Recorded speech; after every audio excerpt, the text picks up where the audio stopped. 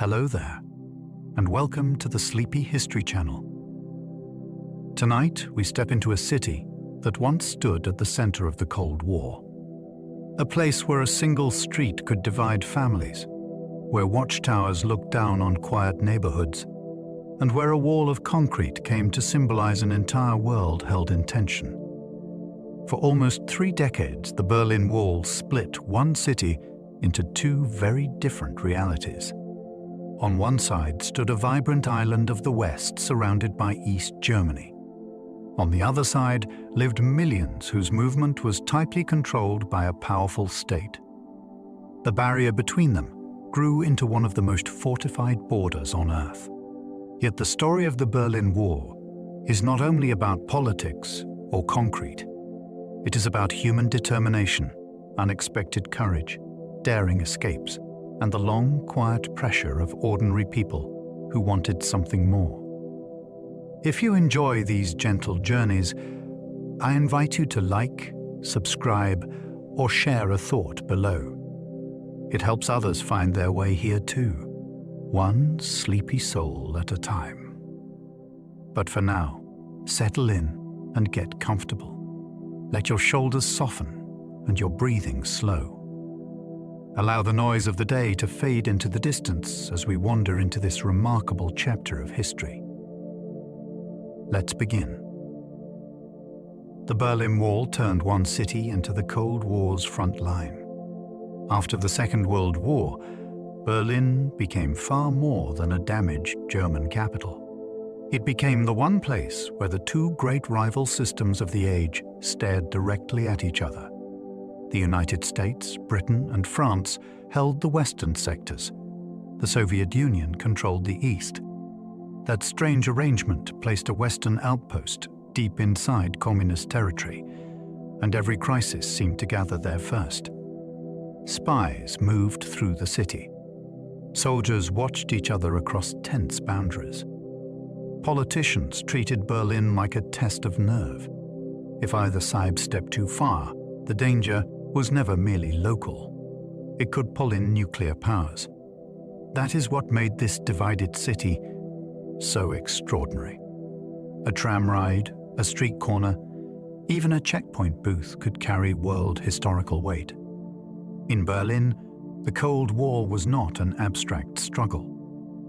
It was concentrated into one place where ordinary life and global danger met every day. Families woke up to find a border running through their streets.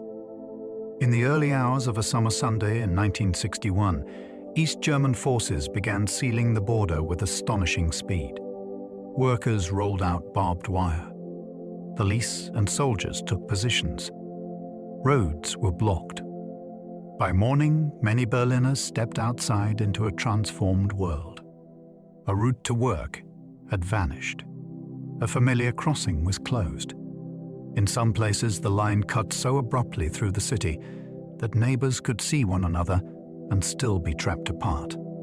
Parents found themselves separated from adult children. Brothers and sisters were stranded on different sides. People who had gone out the night before discovered they could not simply go home. The shock came from the suddenness as much as the cruelty. There had been tension for years, but this felt like a curtain dropped in a single night. For countless families, history did not arrive as a speech or a treaty. It arrived at the end of their street. The wall rose almost overnight and shocked the entire world. The speed of the operation made it feel unreal. One day, Berlin still had crossing points used by workers, shoppers, relatives, and escapees. The next day, coils of wire, armed patrols, and torn-up roads signaled that a new era had begun. Foreign reporters rushed to the scene. Radio broadcasts spread the news across Europe and beyond. Photographs of stunned civilians and soldiers facing each other traveled around the world with remarkable force. What shocked people was not only the barrier itself, it was the admission hidden inside it. A government had decided that it could survive only by sealing its citizens in. That was a dramatic and public confession of weakness. Leaders in the West condemned the action, yet they also faced a grim reality. Challenging it too hard might trigger a wider war. So the city stood as living proof that the Cold War had hardened into something brutal. In a few hours, Berlin became a symbol recognized on every continent. East Germany built the wall to stop its own people leaving. For years before the barrier appeared, East Germany faced a crisis that cut at the heart of the state. Huge numbers of people were departing through Berlin, where the border remained more open than elsewhere in divided Germany. They were not only political dissidents or dramatic defectors. Many were skilled workers, students, doctors, engineers, and young families searching for greater freedom or better prospects. Every departure weakened the economy and embarrassed the government. A state that claimed to be building a better society kept losing people who had actually lived under it. By the late 1950s, the drain had become alarming. Factories lost talent. Hospitals lost trained staff. Schools lost teachers. The leadership could not easily reform the system without risking its grip on power, so it chose containment instead. That decision reveals something profound about the wall. It was not created to keep enemies out. It was created because too many citizens wanted a path out. Some Berlin apartment windows became instant escape routes. Along streets where the borderline followed the pavement, the geography of escape turned strange and immediate. In places like Bernauer Strasse, the buildings stood in East Berlin, while the street below lay in the French sector of West Berlin. That meant certain front doors opened into the east, but the windows looked out toward freedom. In the first days after the border closure, desperate residents used that bizarre arrangement in dramatic ways. People dropped belongings from upper floors. Sheets and rescue nets were held below by fire crews and onlookers. Then came the jumps. Some landed safely. Some were injured. Crowds gathered beneath the buildings, urging strangers onward while border police moved to stop them. The scenes were breathtaking because they were so intimate. This was not an escape from some distant frontier. It was a leap from a family apartment into another political universe. Before long, authorities sealed the buildings and bricked up the openings. But for a brief moment, the windows themselves became lifelines. The border grew from barbed wire into a deadly fortress. What began as a hurried closure did not remain a rough barrier for long. Over the years, East German authorities transformed it into a highly engineered border system meant to crush hope as much as movement. There were outer walls, inner fences, patrol roads, floodlights, watchtowers, alarm systems, and carefully raked ground that could reveal footprints at once. Open areas created clear lines of fire. Obstacles slowed vehicles. Every improvement was designed around one chilling principle. Anyone trying to cross should be seen, exposed, and stopped before reaching safety. This evolution matters because it shows that the wall was never a temporary emergency measure. It became a permanent project of control. Concrete slabs replaced earlier materials, and the whole structure came to represent a state investing enormous resources in confinement. The result was not just a wall in the everyday sense. It was a border machine. Its architecture expressed suspicion, fear, and the determination to turn escape into a near impossible gamble. Thousands tried to escape, and many died trying. The urge to cross never disappeared, even when the risks became terrifying. People tunneled, forged documents, hid in vehicles, swam canals, and studied patrol patterns with extraordinary care. Some plans were brilliant. Some were desperate. Many failed. Historians still debate exact numbers, but the human toll is beyond doubt.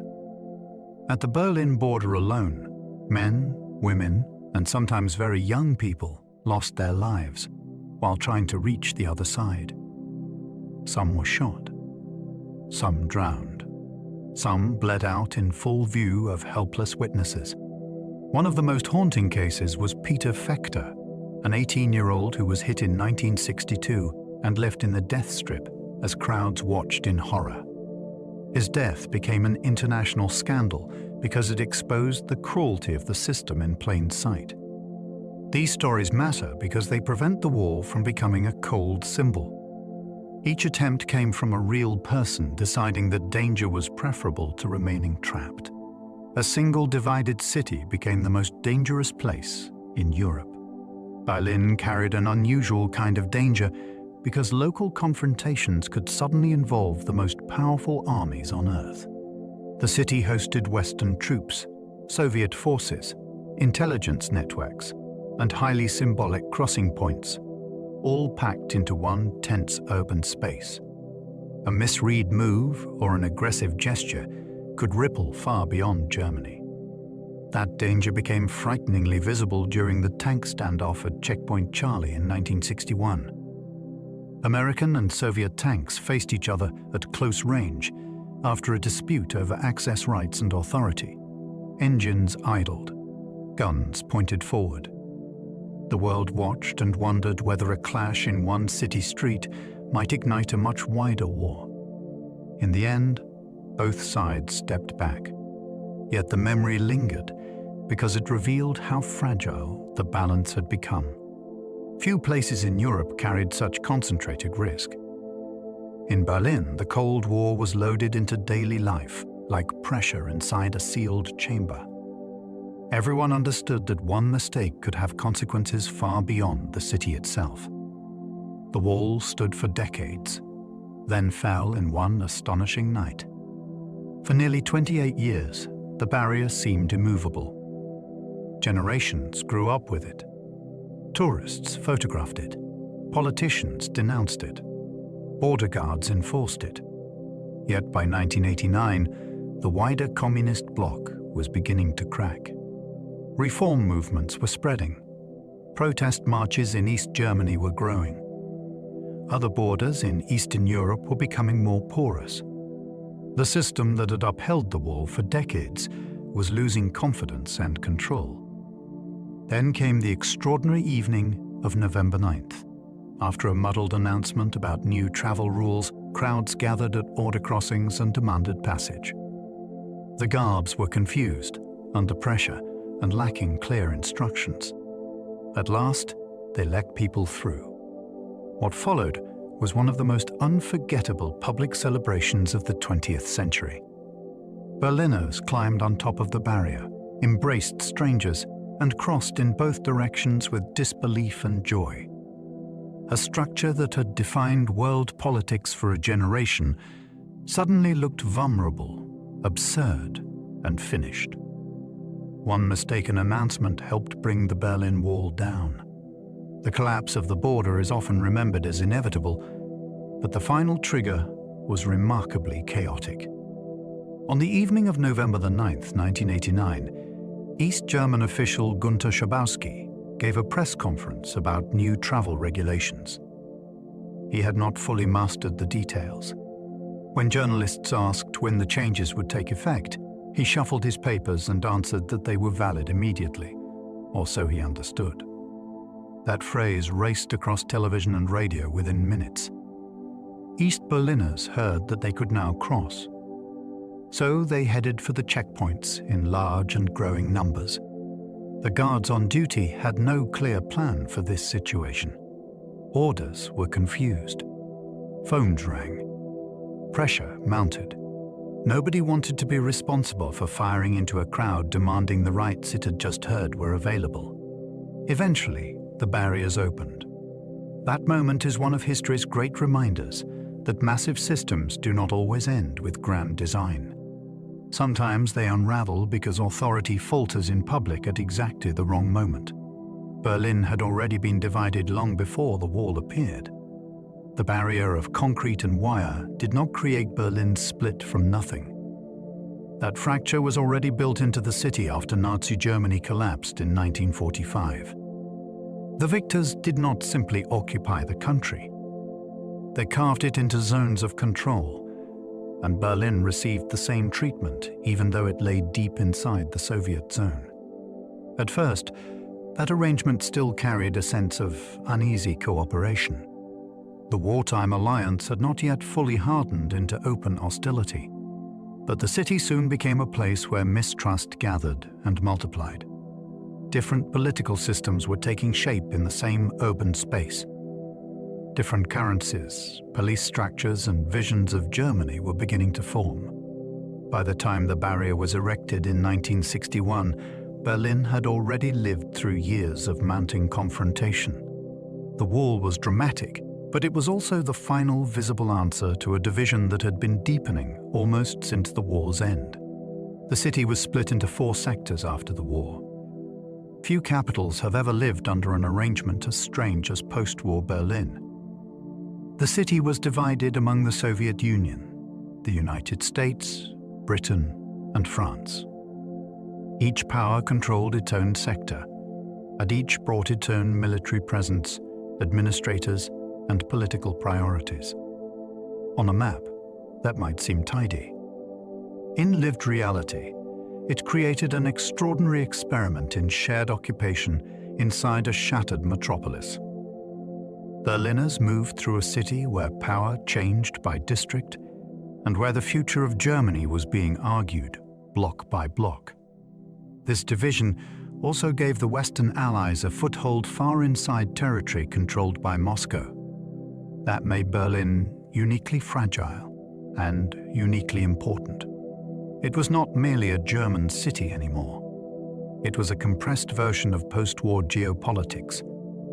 The 4-sector system shaped everything that followed, from the airlift to the checkpoints to the eventual construction of the wall itself. The city's later drama began with that unusual map. Allied checkpoints turned Berlin into a tense diplomatic chessboard. Crossing points in Berlin were never just places where papers were shown and barriers lifted. They were stages where power was tested in full public view. Every passport stamped, every car searched, and every dispute over access could become a statement about sovereignty and status. Western officials wanted to defend their rights in Berlin without backing down. Soviet and East German authorities wanted control to be recognized on their own terms. That tension made the checkpoints feel almost theatrical, though the stakes were immense. Diplomats, soldiers, spies, and ordinary travelers all moved through spaces charged with symbolism. A delay at a crossing could trigger protests. A refusal could spark an international incident. Berlin became a chessboard not because the city was abstract, but because each small move could carry strategic meaning. The checkpoints concentrated the larger Cold War into narrow booths and painted lines, where bureaucracy, military posture, and political nerve met face-to-face under the gaze of the world. West Berlin became an island deep inside East Germany. Geographically, West Berlin was one of the strangest places on Earth. It belonged politically to the Western camp, yet it sat far inside the territory of East Germany. That gave the city a surreal character. It was connected to the Federal Republic by law and allegiance, but cut off by distance and hostile surroundings. Every road, rail line, and air corridor that linked it to the outside world carried political weight. This isolation shaped daily life in profound ways. West Berliners lived with a sense of exposure, as though their city were a small outpost perched inside an opposing system. At the same time, that vulnerability gave West Berlin unusual energy and significance. The city became a showcase, a proving ground, and a promise that the West would not simply abandon its foothold. Its very existence challenged communist control in the region.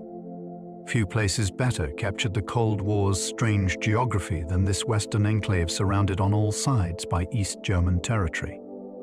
East Berlin was meant to showcase the socialist future. For East Germany's leaders, their half of Berlin was not just an administrative capital. It was meant to be a display window for socialism itself. Visitors were supposed to see order, progress, and a new kind of society rising from the ruins of war. Grand avenues, monumental buildings, military parades, and carefully managed public spaces all helped project that image. The message was clear. Here was a modern state claiming to offer equality, discipline, and historical purpose. Yet the desire to impress the world also created pressure.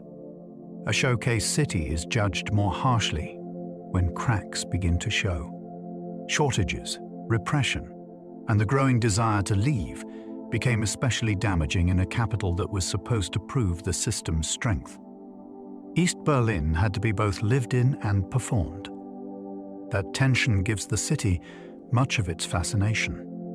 It was not only a real place with real citizens, it was also a stage set for ideological prestige in front of a global audience. West Berlin became a global symbol of freedom and defiance.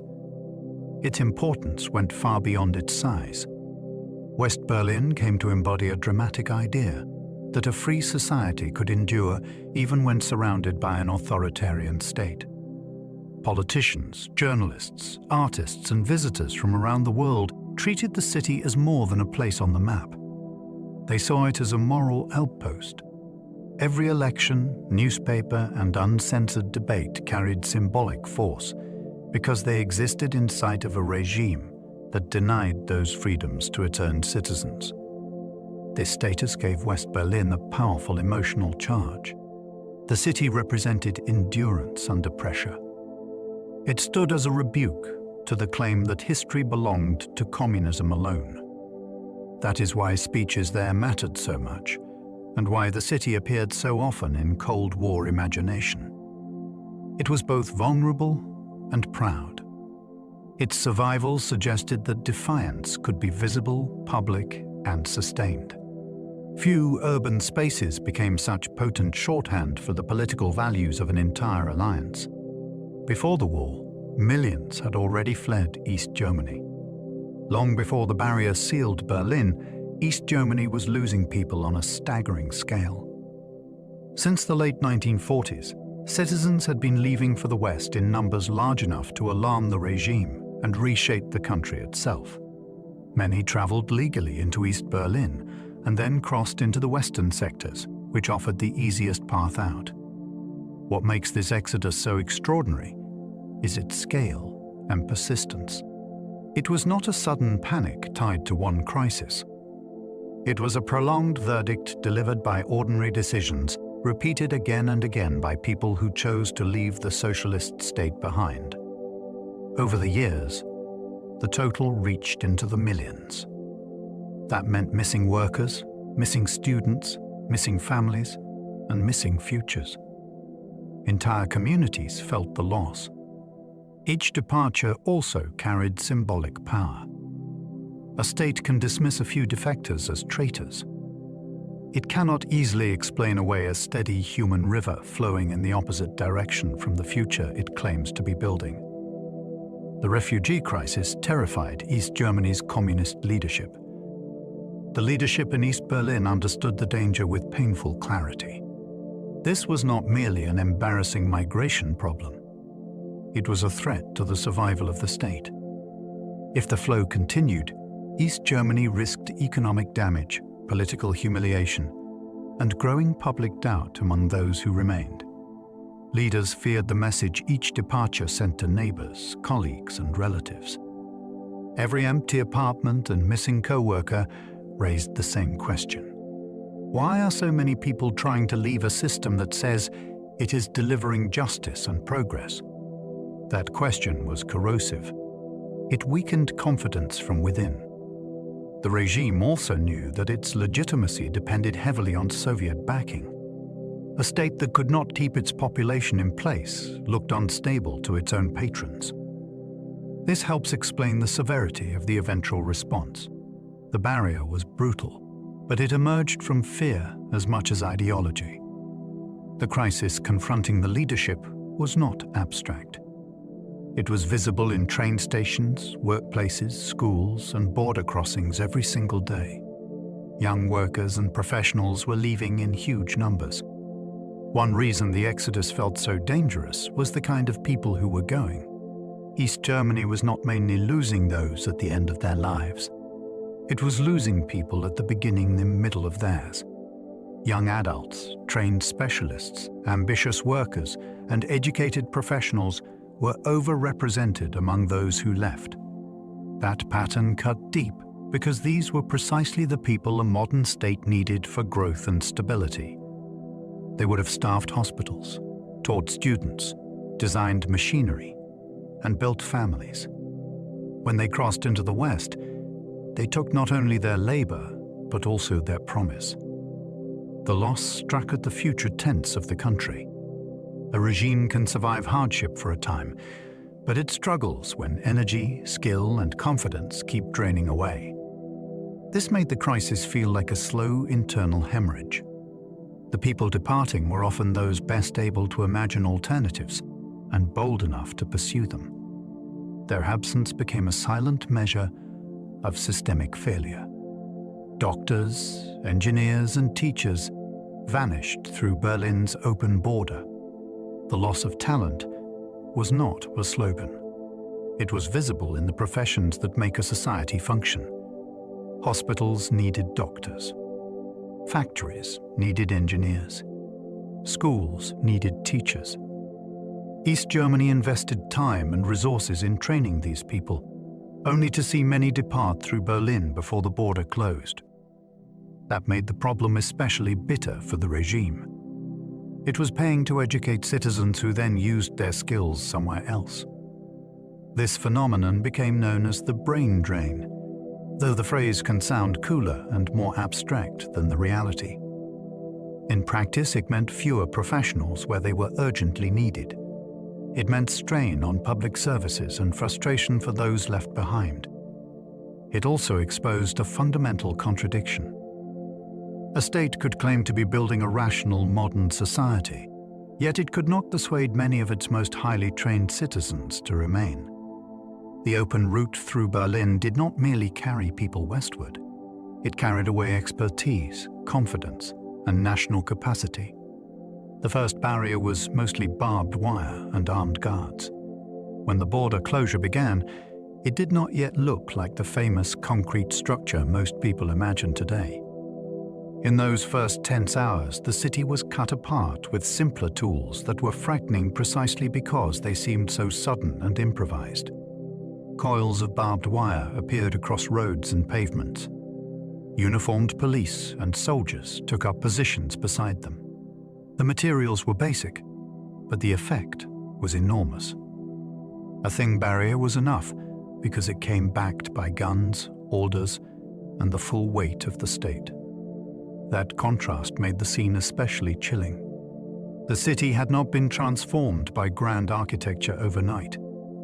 It had been captured by a line that could be laid down quickly, almost like a field fortification in wartime. Berliners could still see across it. In some places, they could even speak across it. Yet that rough frontier already carried a terrifying message. The line was provisional only in form. In purpose, it was absolute from the very first morning. Streets were ripped apart before residents fully understood what happened. The sealing of the border did not stop at fences and patrols. Very quickly, the physical fabric of the city itself came under attack. Workers smashed up paving stones, dug trenches across roads, and blocked long familiar routes with earth and debris. These acts mattered because streets are more than surfaces. They are habits. They are memory turned into movement. They tell people how to reach work, school, shops, and loved ones, without having to think. In August 1961, that ordinary certainty was broken almost at once. Residents looked out at roads that no longer led where they had always led. The destruction felt purposeful and symbolic. It announced that the old Berlin was not merely being monitored, it was being dismantled. There was something almost brutal in the speed of it. A city built over generations could be disfigured in hours when political power decided to redraw reality. Asphalt, curbstones, and crossroads all became instruments in a vast act of separation. Train lines were severed in the middle of ordinary journeys. One of the most haunting aspects of the border closure was the way it interrupted motion that had seemed completely routine. Berlin's transport system had long connected the city in practical, unremarkable ways. People boarded trains to commute, shop, visit friends, or return home after work. Then the closure cut through that normal rhythm with startling force. Lines were interrupted. Routes were halted. Established patterns of travel suddenly became politically dangerous. A passenger could begin a journey in one Berlin and discover that the city they expected no longer existed in the same way. This was not only a logistical shock, it was psychological. Public transport represents trust in continuity. It tells people the city will still be there in a recognizable form at the next stop. When the border split that network, it made politics feel intimate and unavoidable. The crisis was no longer something discussed by leaders. It had entered platforms, timetables, tunnels, and the ordinary movement of bodies through the day. Some people escaped in the first hours before defenses hardened. The earliest phase of the closure contained a brief and extraordinary window of uncertainty. The border had been declared, yet the machinery of enforcement was still incomplete. Wire had gone up, guards had appeared, and confusion spread fast, but there were still gaps, hesitations, and weak points. Some Berliners recognized this instantly. They understood that every minute mattered. People ran across exposed spaces. Others slipped through places that had not yet been fully sealed. A few crossed because the guards themselves were unsure how forcefully to act in those first moments. That urgency gave the opening hours a dramatic quality, unlike the years that followed. The city was freezing into division, but not every part had solidified at once. For a short time, possibility still flickered. Those who made it across during that narrow interval were not simply lucky. Many were quick enough to grasp that history was moving in real time around them. Delay could mean entrapment. Immediate action could mean freedom. East German soldiers initially seemed uncertain and visibly nervous. The young men deployed to enforce the new border were not emotionless machines stepping into a well-rehearsed role. Many appeared tense, unsure, and deeply aware that they were participating in something enormous. Contemporary photographs and eyewitness accounts often capture a striking mood in those first days. The troops stand rigidly, but not always confidently. Some look alert in the way frightened people do.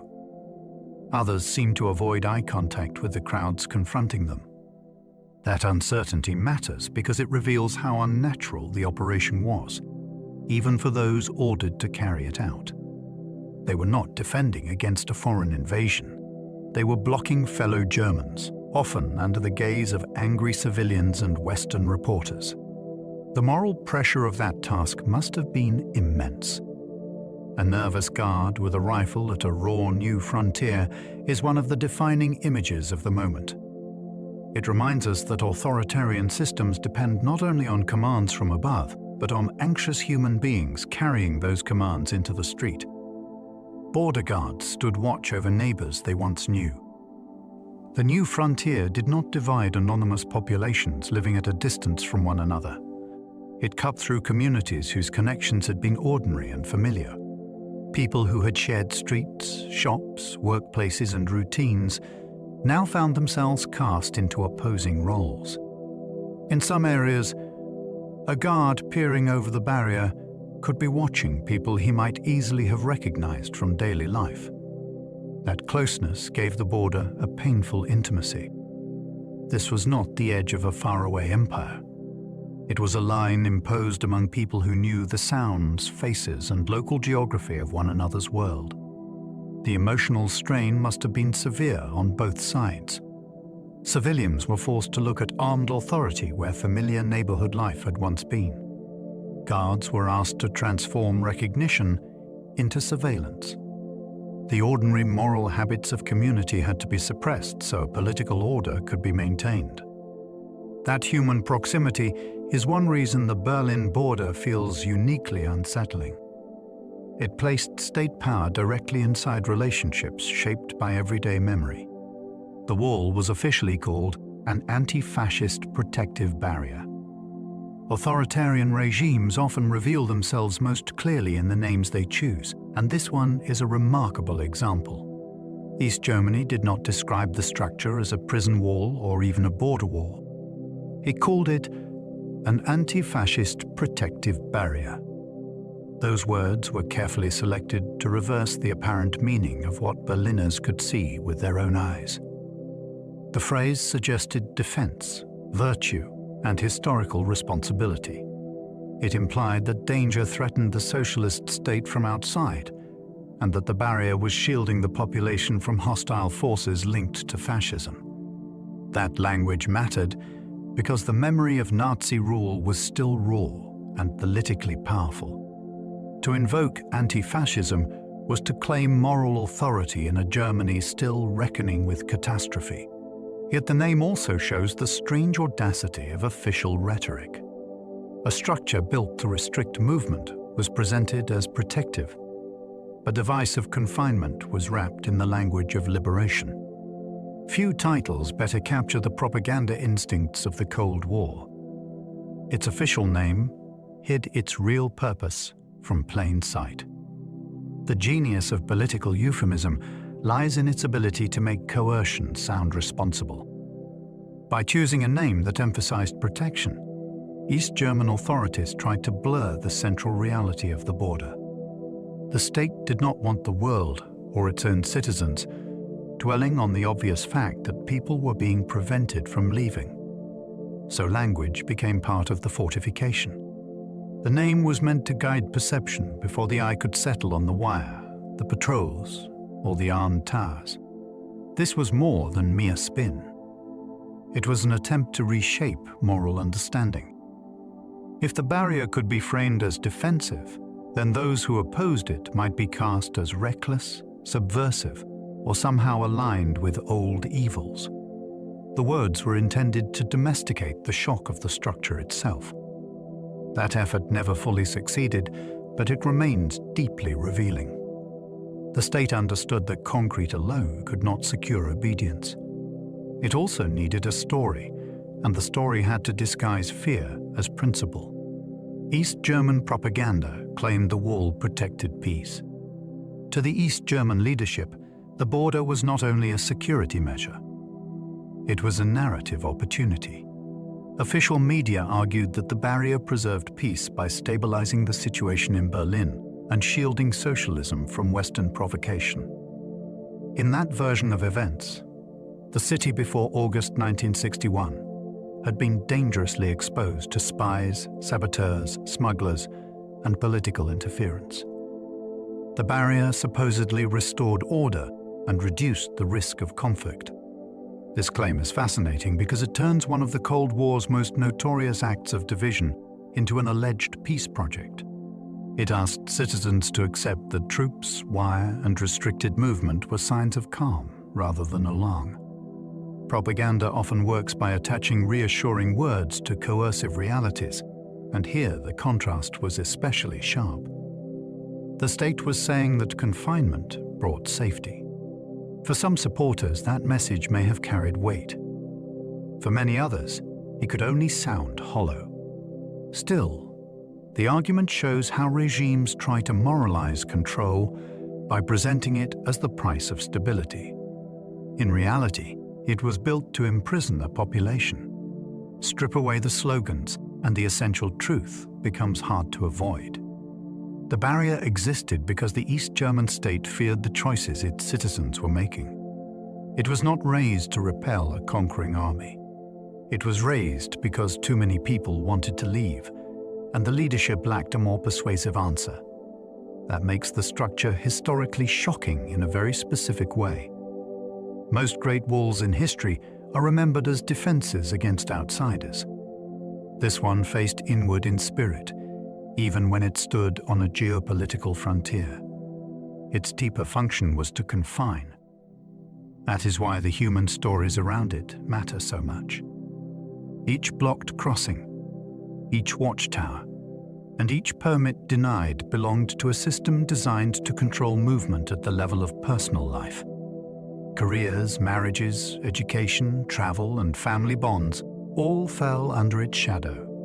The barrier was concrete, but also political confession. It admitted that force had become necessary to keep the state intact when consent was no longer enough. Entire buildings along the border were emptied and sealed. When the border hardened, the authorities did not stop with fences and patrols. They also took hold of the buildings that stood too close to freedom for comfort.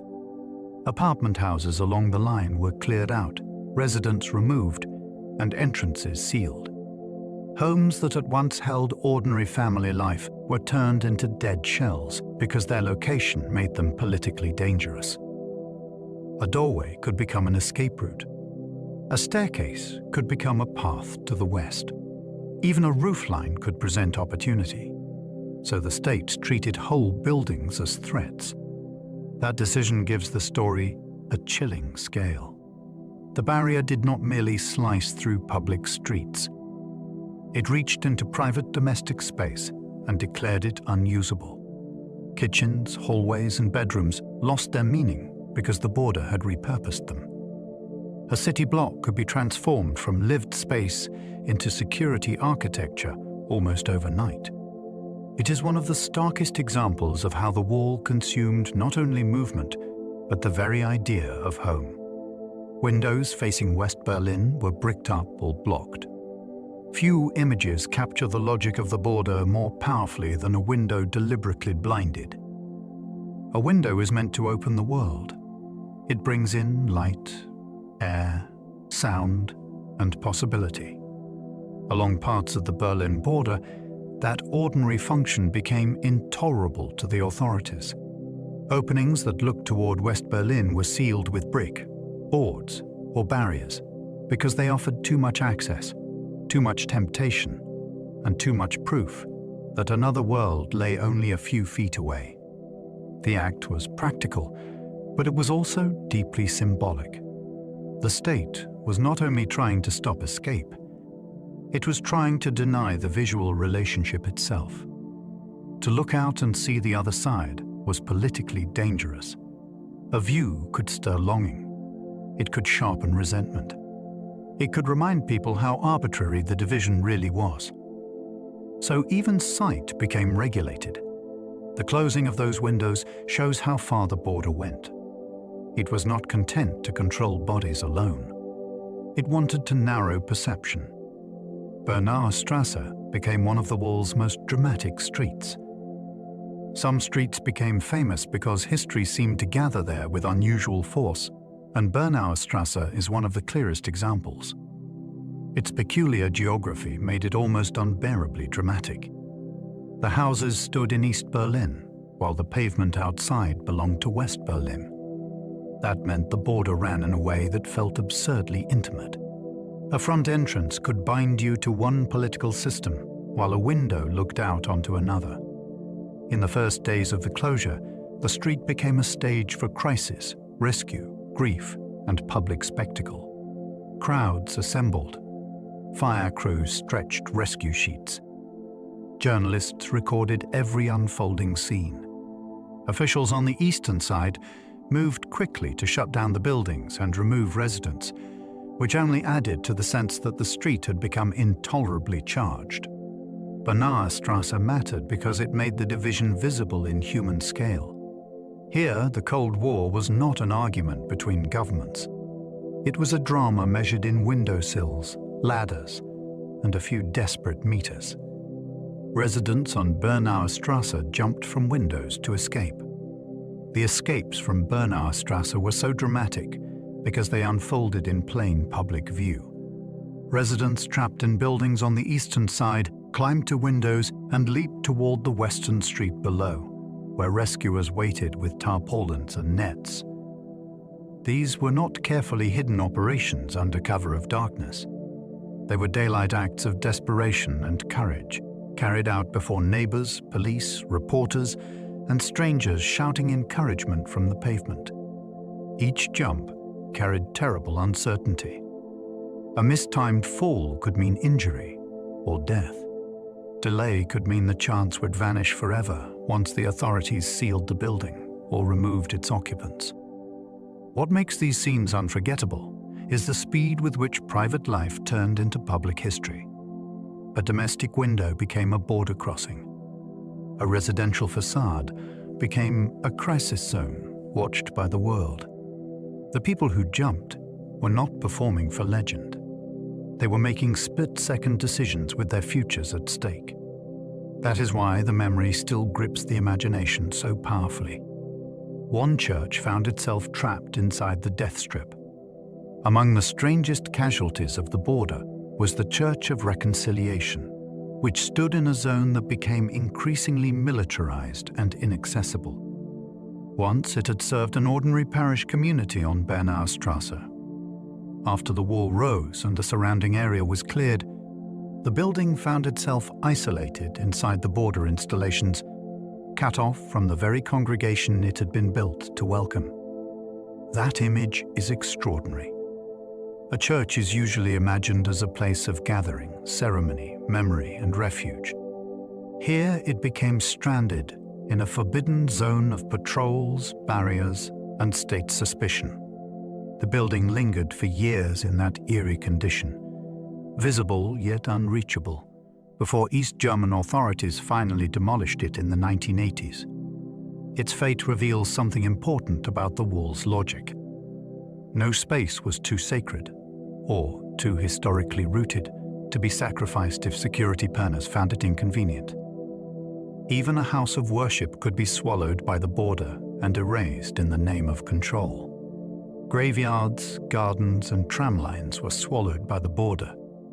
The Berlin border did not respect the normal categories by which a city understands itself. It cut through the living and the dead, through movement and stillness, through public transport and private cultivation. Cemeteries found themselves disrupted. Small gardens vanished behind barriers. Tram routes that once connected neighborhoods were broken apart by the new frontier. This gives the wall a disturbing quality that goes beyond politics. It behaved like a force of urban digestion, consuming pieces of the city regardless of their purpose or emotional meaning. A garden usually represents care, repetition, and personal attachment. A graveyard holds family memory and reverence. A tram line stands for routine mobility and the shared mechanics of daily life. Yet all could be overruled by a state determined to secure the border at any cost. That is why the division feels so total when studied closely. It was not just a wall laid against an already separate world. It actively remade the city by devouring the ordinary spaces people trusted. The wall cut through parks, canals, factories, and backyards. The border's path could feel almost unreal because it ignored the natural logic of urban space. It did not wait for tidy edges or neat administrative convenience. It ran through industrial yards, across green spaces, along waterways, and behind homes where children had once played. That unpredictability is part of what made the division so psychologically disorienting. A canal that looked peaceful could become a frontier. A factory site could suddenly sit beside armed surveillance. A backyard fence might no longer mark the edge of private property, but the boundary between rival systems. The city ceased to behave like a single organism and became a patchwork of interrupted functions. Workers, residents, and planners all had to adjust to a geography whose new rules came from ideology rather than human use. The wall's root reminds us that authoritarian power often appears most vividly in physical space. It redraws the ordinary world without asking whether streets, water, work, or family life were ever meant to be divided that way. Some subway lines kept running beneath forbidden East Berlin stations. One of the strangest features of divided Berlin lay underground. Certain subway and urban rail lines from West Berlin still passed through tunnels beneath East Berlin territory, even after the border was sealed above. The trains continued moving, but the stations they passed through in the east were closed off and inaccessible. Passengers remained inside as the carriages rolled through dim platforms they were forbidden to enter. This arrangement feels almost dreamlike. A functioning transport system glided through a hidden landscape of prohibition beneath a divided city. It was efficient in one sense, yet uncanny in another. The tunnels proved that Berlin's infrastructure had once belonged to a single urban whole, even as politics insisted on separation. Travelers from the west could look out into spaces that seemed frozen, suspended between use and abandonment. The journey must have carried a strange emotional charge. Without leaving their seats, passengers passed directly through the architecture of a world that existed beside them and remained closed. These silent platforms became known as ghost stations. The closed eastern stations on those lines soon acquired one of the most haunting names in Cold War history. People called them ghost stations. The label fits because they seemed less like functioning parts of a transport network than like preserved absences. Trains from the west would slow as they passed through dimly lit platforms, where no passengers waited and no normal city life unfolded. The stations were maintained enough to be recognizable, yet stripped of the bustle that gives such places purpose. Their emptiness felt staged by politics. Signs remained. Architecture remained. But the human flow that should have animated everything was gone. The result was eerie and unforgettable. Commuters glimpsed spaces that looked inhabited by memory rather than by people. Few features of divided Berlin captured the surreal texture of the era so well. The ghost stations were practical outcomes of border policy, but they also became powerful symbols. They showed a city still physically connected beneath the ground, even as its social life had been severed above. Armed guards watched empty stations where no one could leave. The ghost stations were not abandoned in the ordinary sense. They were watched. East German guards stood on the deserted platforms or nearby, monitoring spaces that had been drained of public use, but not of political significance. That detail makes the scene even more unsettling. Security personnel were assigned to supervise absence itself. Their presence signaled that even a sealed and empty station remained a possible point of vulnerability in the eyes of the state.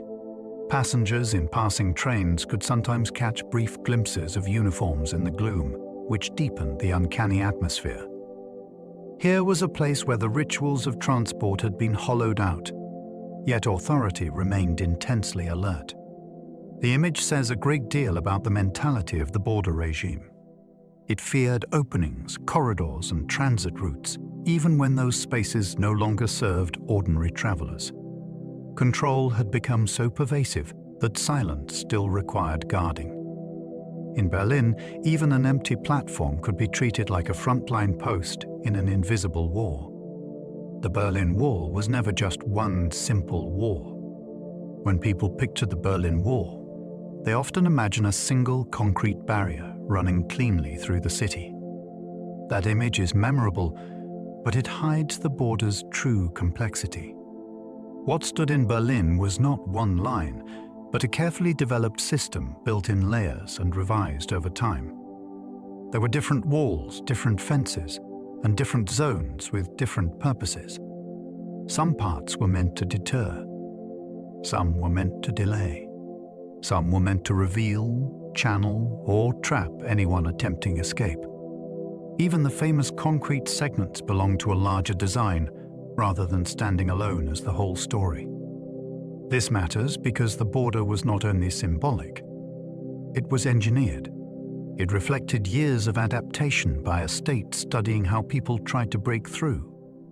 Every new method of escape encouraged another refinement. The result was less like a single object and more like a machine spread across urban space, designed to make freedom physically difficult at every stage. It became a layered system of fences, ditches, and patrol roads. As the border matured, it took on the logic of a military obstacle course rather than that of an ordinary city wall. A person trying to cross might face multiple barriers in sequence, each intended to slow progress and increase the chances of detection. Fences marked one stage. Open ground created exposure. Ditches and vehicle obstacles formed another level of defense. Patrol roads allowed guards and vehicles to move quickly to any point where trouble appeared. This layered structure is fascinating because it shows how much thought went into anticipation. The designers were not only building against present threats, they were imagining future attempts and shaping the terrain to answer them before they happened. The border became a controlled landscape, almost a manufactured environment of suspicion. Nothing was accidental. Even the spaces between obstacles had purpose. The system turned geography itself into an ally of the state. Crossing it meant confronting not one barrier, but a sequence of calculations laid into the ground. The death strip was designed to expose every movement. The most chilling part of the border was the open area between its main obstacles, often called the death strip. Its power lay not in concealment, but in the opposite. It was created to deny concealment altogether.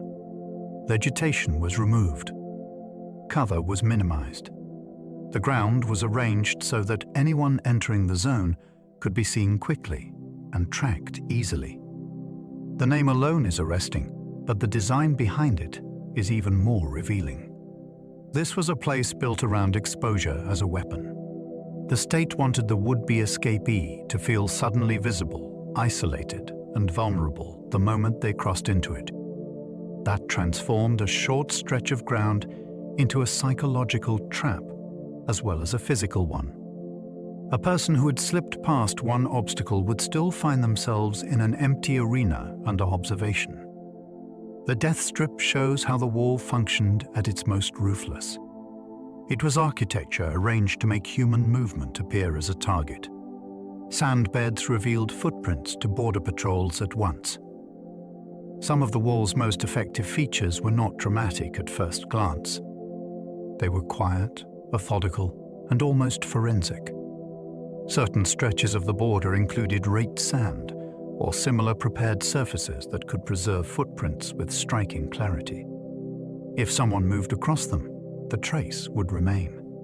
Guards inspecting the area could spot signs of intrusion quickly, even if the attempt itself had taken place in darkness or at a moment when no one was watching directly. There is something deeply unnerving about that detail. A simple footprint, which in ordinary life means almost nothing, became evidence in a system built to monitor motion at the smallest level. The prepared ground turned the border into a recording surface. It remembered where bodies had been. That feature also shows the practical intelligence behind the wall's design. It did not rely only on firepower or towering structures. It also relied on humble materials arranged with patient cruelty, making the earth itself part of the surveillance apparatus. Floodlights turned the border into an artificial daylight zone. Night usually offers cover. It softens outlines, hides movement, and gives desperate people at least some chance of passing unseen. The Berlin border was designed to deny that ancient advantage. Powerful floodlights illuminated long stretches of the crossing zone so thoroughly that darkness became thin and unreliable. To step toward the border at night was not necessarily to enter shadow. It could mean walking into a harsh manufactured brightness where every movement became easier to track. That transformation of night into a controlled visual field is one of the wall's most striking features. It reveals how thoroughly the regime tried to master time as well as space. Day and night were no longer equal conditions. Technology was used to flatten the difference between them. The light itself became part of the barrier. It did not physically block a person, yet it stripped away concealment and confidence. Under those lamps, escape was not only dangerous, it was exposed in a way that felt almost theatrical. Watchtowers gave guards a commanding view across the frontier. Rising above the border at intervals were watchtowers that changed the entire visual logic of the space. From ground level, the wall could seem like a barrier between one side and another. From the tower, it became a field to be observed, scanned, and controlled. That elevated view gave guards a major advantage. They could monitor long stretches at once, track unusual movement, and direct responses more efficiently than men confined to the ground. The towers also carried a symbolic force that was hard to miss. They announced constant oversight.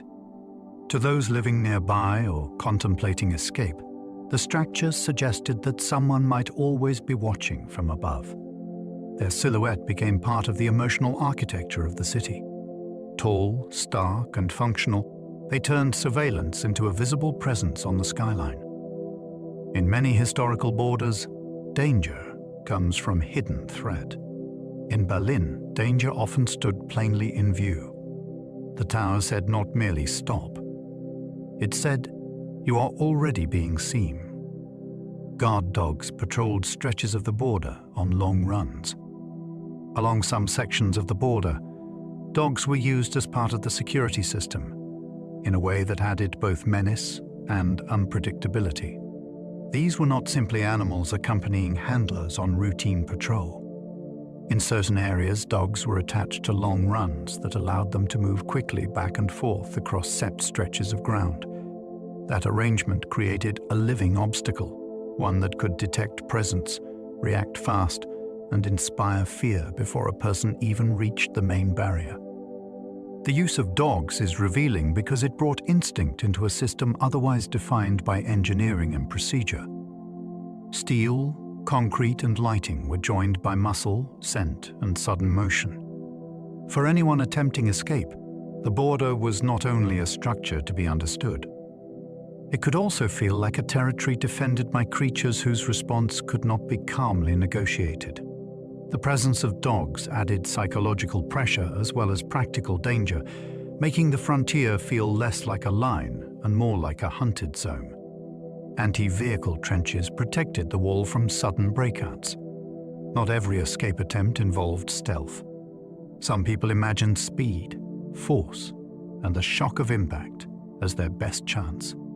The border's designers understood that, which is why they incorporated obstacles meant to stop vehicles from simply smashing through. Anti-vehicle trenches formed part of that defense. A ditch placed correctly could defeat momentum in an instant. A driver hoping to burst across the frontier might instead find the vehicle trapped, damaged, or exposed in exactly the wrong place. These trenches are fascinating because they reveal how imaginative the border planners had to be. They were preparing not only for people on foot, but for desperate ingenuity in many forms. The wall had to answer the possibility of engines, weight, and reckless acceleration. That widened the character of the frontier.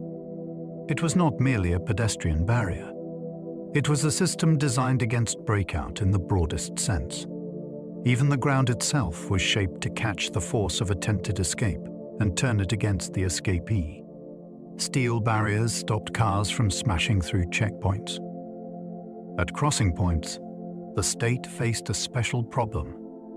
Traffic had to be processed there, yet those same controlled passages offered tempting opportunities for bold escape attempts by vehicle. The answer included strong steel barriers placed to halt sudden breakthroughs. These devices mattered because they introduced brute physical resistance at the exact moment when someone might try to convert motion into freedom. A car can turn fear into speed in seconds. The checkpoint needed something that speed could not easily defeat. Steel answered with stubborn finality. This detail is compelling because it shows how the wall extended even into the spaces where crossing was officially possible. The checkpoint was not a soft gap in the system. It was one of the most controlled parts of all. Every lane, obstacle, and stopping point was shaped by suspicion. The steel barriers embodied that mentality perfectly. They assumed that ordinary procedure could flip into crisis without warning, and they stood ready to turn a sudden dash into a shattered, stalled, and very visible failure. Automatic firing devices were once used along parts of the border. Among the most disturbing features ever associated with the border were automatic firing devices installed in some areas outside Berlin proper and tied to the wider East German frontier system. Though not the defining feature of the Berlin Wall itself, their existence reveals the extreme mindset behind border enforcement in the German Democratic Republic. These mechanisms were triggered by contact and designed to discharge without a guard making a fresh decision in the moment. That is what makes them so chilling.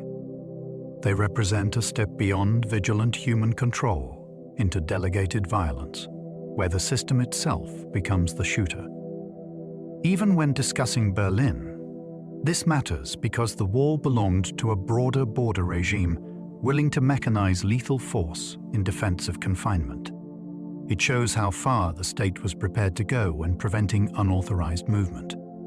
The frontier was not merely guarded. In some contexts, it was armed in advance, as though escape itself could be answered by automation before conscience had any chance to intervene. Checkpoint Charlie became the most famous crossing on Earth. Of all the many places where Berlin's division could be felt, none entered the global imagination quite like Checkpoint Charlie. It was not the largest crossing, and for most Berliners, it was not the most practical one. Yet it became the place where the Cold War seemed to stand in plain view beneath a simple sign and a guardhouse. Journalists filmed there. Tourists sought it out. Officials passed through it under close attention. Its fame came from concentration. Here, the tensions of the divided world were compressed into one small urban threshold, where East and West confronted each other with formal politeness and underlying suspicion. The crossing became visual shorthand for the entire conflict. A photograph of Checkpoint Charlie could suggest espionage, ideology, military risk, and human separation all at once. That is rare. Most historical symbols grow slowly. This one became iconic because the world needed a single image for division, and Berlin supplied one with unforgettable clarity. American and Soviet tanks once faced each other there.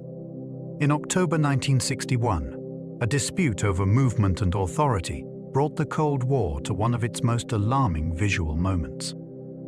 At Checkpoint Charlie, American and Soviet tanks rolled into position facing one another at close range. Their guns were loaded. Their crews were alert. The distance between them was short enough to feel almost intimate, which made the danger seem even greater. These were not abstract military forces described in distant reports. They were metal, fuel, steel, and nerve assembled on a Berlin street.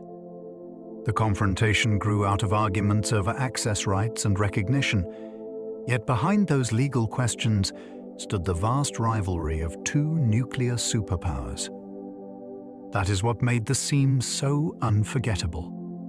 A bureaucratic dispute had the potential to become a shooting war before the eyes of the world. In the end, both sides withdrew step by step. Yet the image endured because it revealed how quickly the Cold War could become terrifyingly physical. For a few hours, Berlin stood frighteningly close to war. There are moments in history when the ordinary machinery of diplomacy feels perilously thin, and Berlin produced one of them.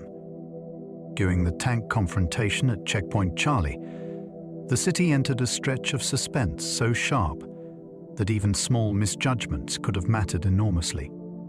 A nervous movement, a misunderstood order, or a burst of gunfire from the wrong place might have driven events beyond recovery. What made the situation especially frightening was the scale hidden behind it. This was not a local quarrel between isolated forces. American prestige, Soviet credibility, Alliance commitments and nuclear age anxiety were all compressed into one dangerous pause. Berliners lived with tension constantly, but at moments like this, the city seemed to embody the fear of an entire era. It is one thing to read about global rivalry in hindsight. It is another to imagine a single urban crossing where war felt possible by the hour. For a brief time, Berlin looked like the hinge on which catastrophe might turn. Diplomats, spies, and journalists crowded the crossing for years. Some places attract history because events happened there once. Checkpoint Charlie remained magnetic because it kept drawing in the kinds of people who shaped, interpreted, and manipulated world affairs. Diplomats crossed with formal purpose. Journalists gathered to report the latest tension, protest, or gesture. Intelligence officers and informants moved through a city already famous for secrecy, surveillance, and hidden agendas. That mixture gave the crossing a distinct atmosphere. It was bureaucratic, theatrical, and mysterious all at once.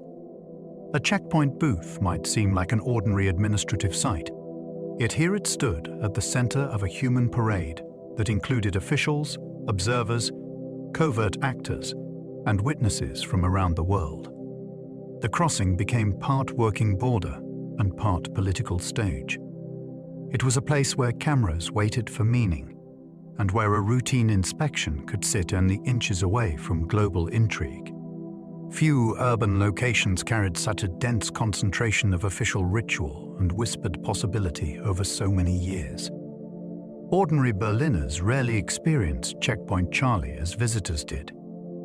To outsiders, Checkpoint Charlie often seemed like the definitive Berlin crossing, loaded with symbolism and spectacle. For most local people, the reality was quite different. Many Berliners did not approach it as a dramatic destination, but as a restricted and unequal space shaped by rules that depended heavily on citizenship, status, and official permission. Foreign visitors might remember the signs, the uniforms, and the feeling of entering a legendary Cold War site. Berliners knew that the system was not arranged for everyone to move through it freely. Their relationship to crossing points was often marked by exclusion, frustration, and the knowledge that the famous image seen in newspapers was only part of a much harsher lived experience. That contrast is revealing. The wall produced one reality for international spectators and another for the people whose city had been cut apart. What looked to visitors like history in concentrated form often felt to residents like a controlled boundary embedded inside personal lives they had never chosen. Crossing permits could become instruments of pressure and control. In divided Berlin and East Germany more broadly, permission to travel was never a simple administrative matter. A permit could function almost like a political lever, granted, delayed, or denied in ways that reminded citizens who held power over their choices. The document itself might be small, but the authority behind it was immense. A visit to a relative, attendance at a funeral, a work trip, or the chance to see another country could depend on official approval that was never guaranteed. That uncertainty had a disciplining effect. It encouraged caution, compliance, and dependence on bureaucratic favor. The state did not need to punish everyone openly when it could shape behavior through selective permission. This is what makes the permit system so fascinating and so chilling. Travel was not merely regulated. It was woven into a larger pattern of control that reached into emotional life. Hope, grief, obligation, and opportunity could all be filtered through a stamp, a form, or an answer that never had to explain itself fully. East Germans needed official approval to travel abroad. For citizens of East Germany, going abroad was not generally treated as a normal private decision. It was something the state claimed the right to supervise closely. That meant foreign travel depended on applications, review, and a political culture that assumed movement across borders should be earned, justified, or refused. The contrast with many Western societies was striking. Elsewhere, a passport might represent citizenship and mobility, In East Germany, mobility itself became conditional. This changed the meaning of travel in deep ways. A trip was not only about destination. It also carried questions of trust, loyalty, and perceived reliability in the eyes of the authorities. To request travel was, in a sense, to place part of one's personal life before the state for judgment. That arrangement helps explain why the Berlin Wall had such emotional force. It did not stand alone. It belonged to a broader world in which movement was politically charged. Even the dream of seeing another country could become a bureaucratic and ideological test. Older East Germans sometimes gained travel rights before younger citizens. Age could shape freedom in unexpected ways under the East German system. In certain periods, older citizens were more likely to receive permission for limited travel to the West than younger ones.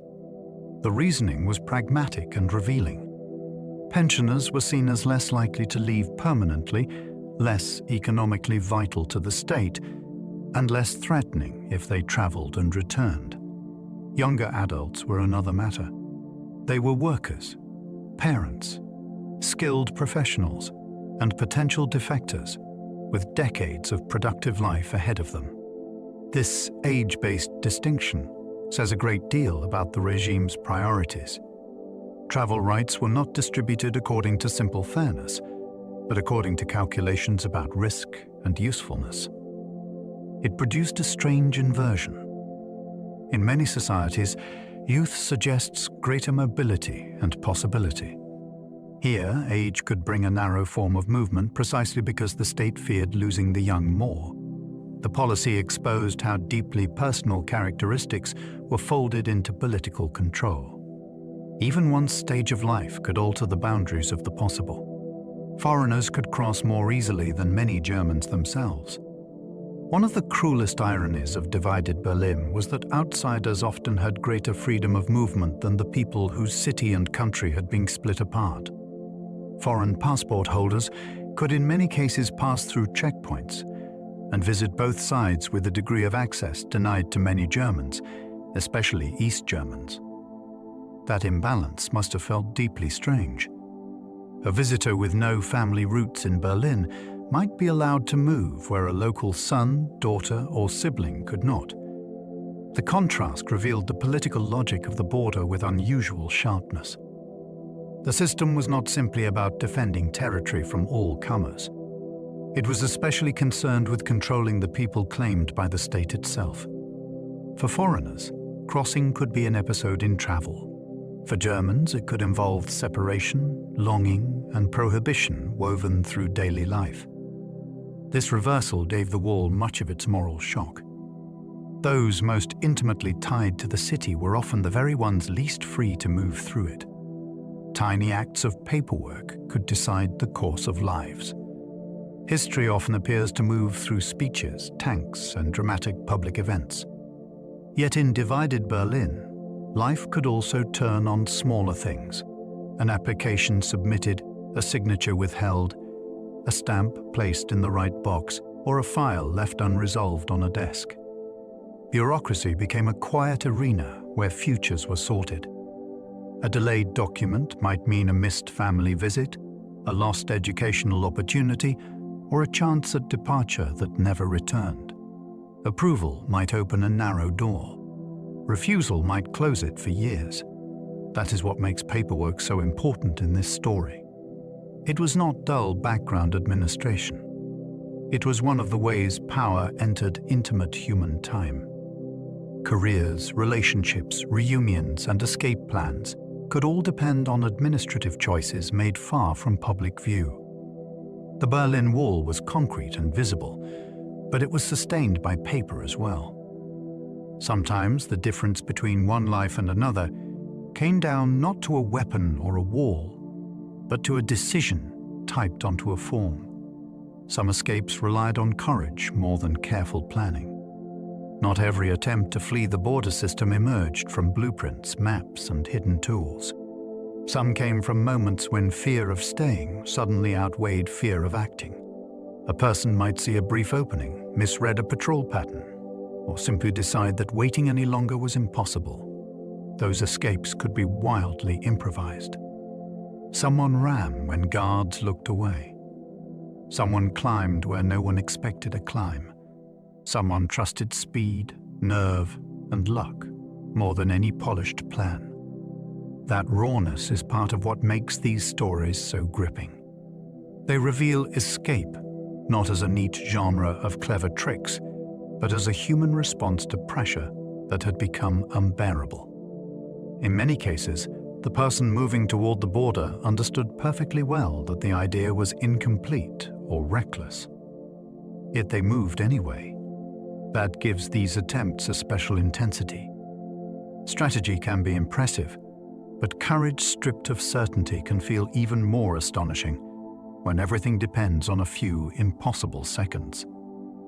Border guards themselves sometimes helped people flee to the west. The war was enforced by men in uniform, yet uniform did not erase conscience. In some cases, guards helped people escape, whether by deliberate inaction, quiet sympathy, or open defection. That possibility is one of the most revealing aspects of the border story, because it shows that the system could never fully trust even those assigned to defend it. A guard was supposed to embody obedience, but he was also a citizen, often young, often under pressure, and sometimes deeply troubled by what he had been ordered to do. The border placed such men in morally dangerous positions. They watched families divided. They faced unarmed civilians. They stood at a line built to keep fellow Germans from leaving. Under those conditions, loyalty could crack. Even small acts of reluctance could matter. A delayed reaction, a glance turned away, a warning given at the right time could alter a life. The wall relied on human enforcement, which meant human doubt could become one of its hidden weaknesses. One young soldier leaped the barbed wire and became famous. In the first days after the border closure, a young East German border guard named Konrad Schumann made one of the most iconic jumps in modern history. He had been posted beside a crude barbed wire barrier on Bernauer Strasse, while tension and confusion still hung heavily over the city. Then, in a single, explosive moment, he dropped his cigarette, ran forward, and vaulted the wire into West Berlin. A photographer captured the instant perfectly, turning his leap into an image seen around the world. What makes that moment so unforgettable is its compression of the entire crisis. One body in motion, one rifle slung behind him, one split second of decision, and suddenly the meaning of the border stood exposed. Here was a guard defecting from the very line he had been sent to enforce. The photograph became famous because it seemed to prove something larger than one man's escape. It showed that even the wall's own defenders could feel trapped by what they were guarding. Children were lowered from windows into rescue sheets below. Some of the most unforgettable escape scenes from divided Berlin involved not adults leaping first, but children being lowered to safety by desperate families above and rescuers below. On streets where upper-floor windows opened toward West Berlin, parents and neighbors faced unbearable choices in full public view. Firefighters and civilians stretched rescue sheets beneath the buildings, while anxious crowds watched from the pavement. Then came the moments of trust. A child appeared at the window. Arms reached down. Bodies below braced for impact. These scenes are so powerful because they strip the story to its emotional core. The Cold War becomes not ideology or diplomacy, but a parent deciding whether to let go. The danger was immediate and visible. There was no promise of a second attempt once authorities sealed the buildings. Every second mattered. That is why these images endured. They revealed the Berlin Wall not as abstract policy, but as a force so severe that families were willing to entrust their children to gravity rather than to the future it offered.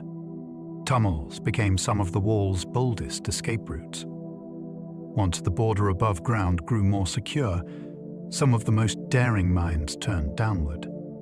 Tunnels offered something the visible frontier tried to deny: secrecy, surprise, and a hidden path through what looked impenetrable. Digging beneath a guarded political border in a major city was an astonishing undertaking. It required patience, silence, planning, and faith that the earth itself could be turned into resistance. Soil had to be removed without attracting notice. Supports had to hold. Air had to remain breathable. Direction had to be kept true enough to emerge in the right place. Every element carried danger. A tunnel might flood, collapse, or be discovered before anyone crossed. Yet the very existence of these efforts reveals how creativity flourished under pressure. When walls rose higher and guard systems tightened, escape did not end. It changed dimension. People began to think not only in terms of roads and windows, but of hidden underground passageways where courage and engineering met in absolute secrecy beneath the divided city. Students in the West secretly dug tunnels under the border. One of the most remarkable features of tunnel escapes is who sometimes led them.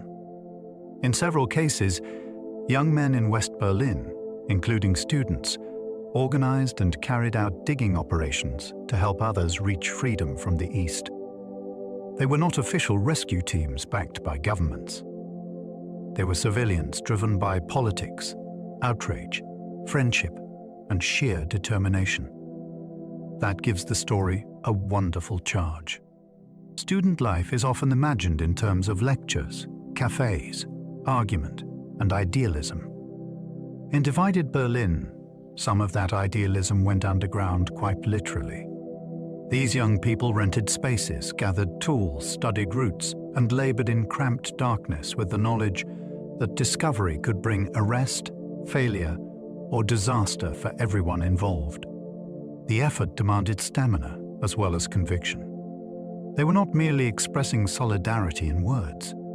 They were converting it into mud, sweat, and risk. Their tunnels turned political belief into physical action, and in doing so, they added one of the most dramatic chapters to the history of the war. One tunnel helped dozens escape through the ground. Among the most celebrated underground operations was Tunnel 57, named for the number of people who escaped through it in 1964. The tunnel ran from the west into a building in East Berlin and became the route for one of the largest successful mass escapes under the war. The scale of that achievement is astonishing. This was not one person slipping away in secret. It was a coordinated rescue involving dozens of lives, each one dependent on timing, silence, and the tunnel holding together long enough to do its work. The atmosphere must have been extraordinary. People gathered in hiding, waiting to descend into a narrow earthen passage that represented hope in its rawest form. Every sound mattered.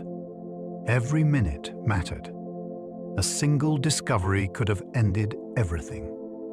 Yet the operation succeeded on a scale large enough to embarrass the authorities and captivate the world. Tunnel 57 remains powerful because it sounds almost impossible. And yet it happened beneath one of the most heavily guarded borders on Earth. Homemade hot air balloons carried 2 families to freedom.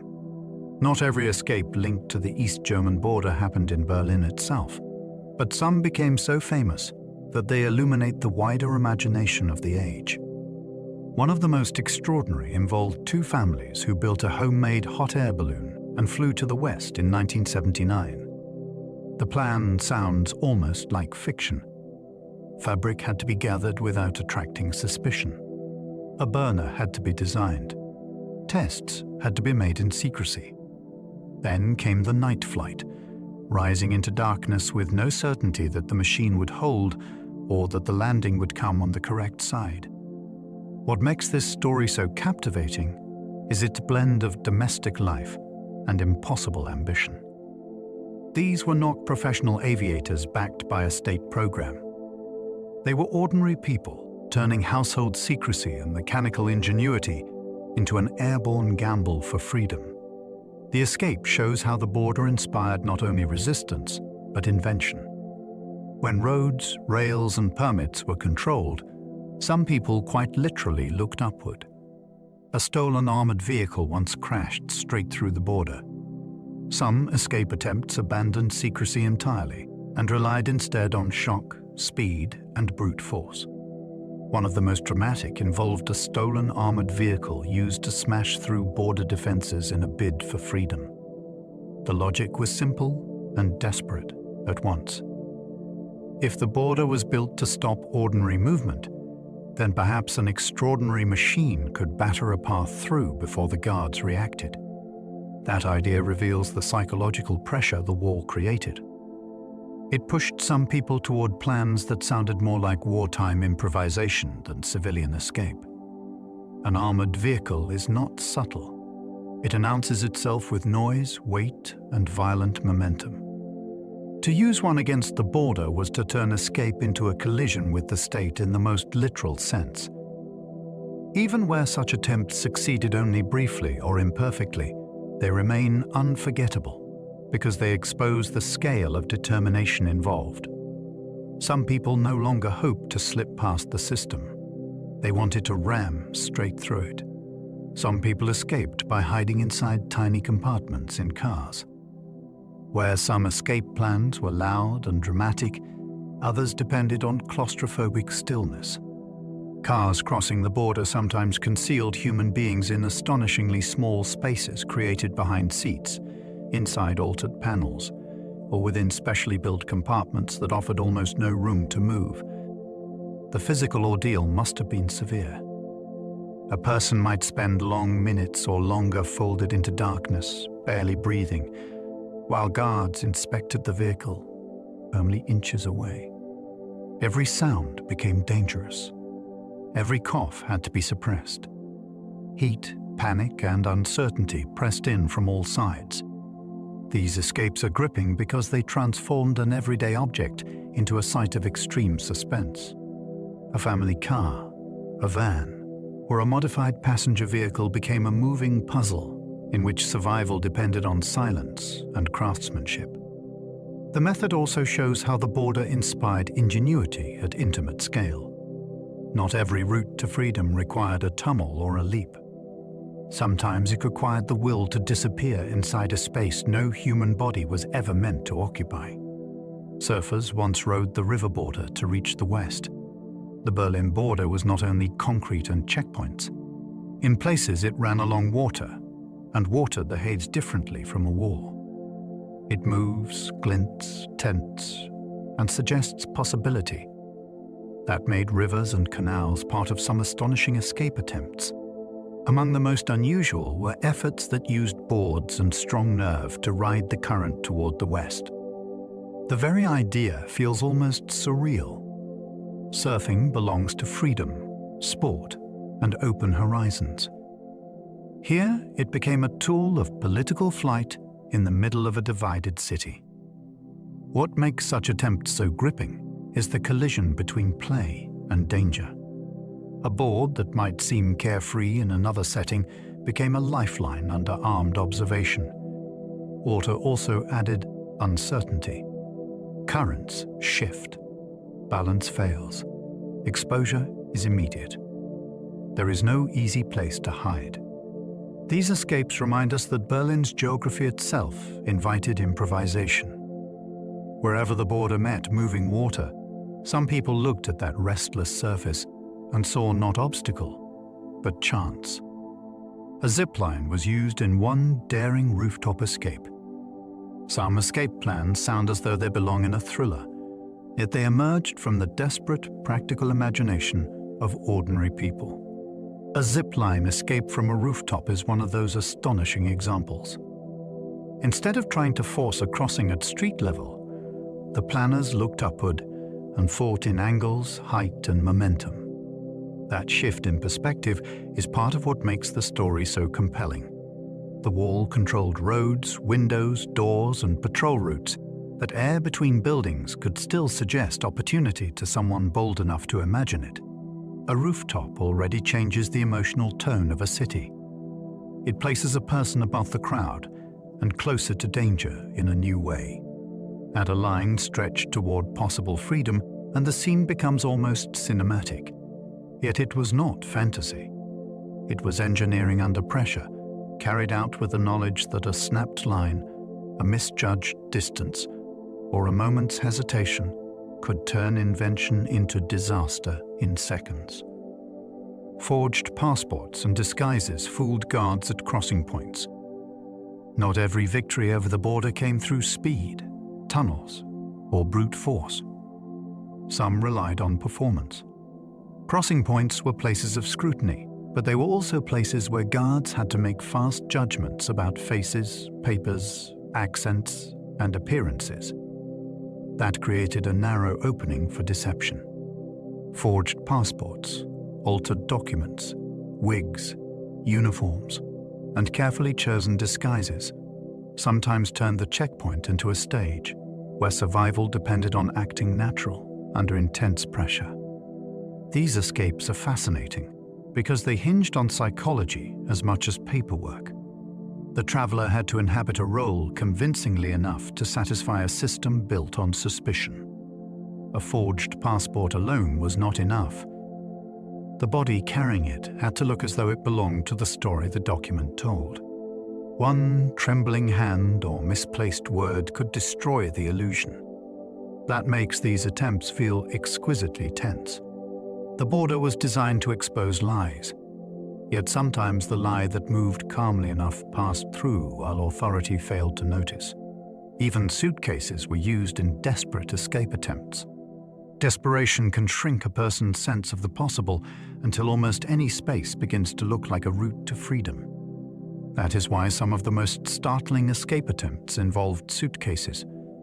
The image is instantly arresting because a suitcase belongs to ordinary travel. It suggests holidays, train platforms, and familiar departures. Under the Berlin border regime, that same object could become something far more extreme. A cramped hiding place where a human being hoped to vanish long enough to cross a controlled frontier.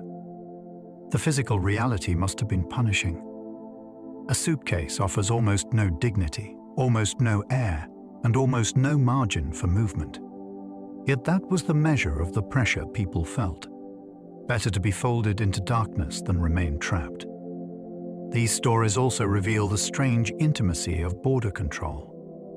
A guard opening luggage might discover clothing, books, or a hidden life in the most literal sense.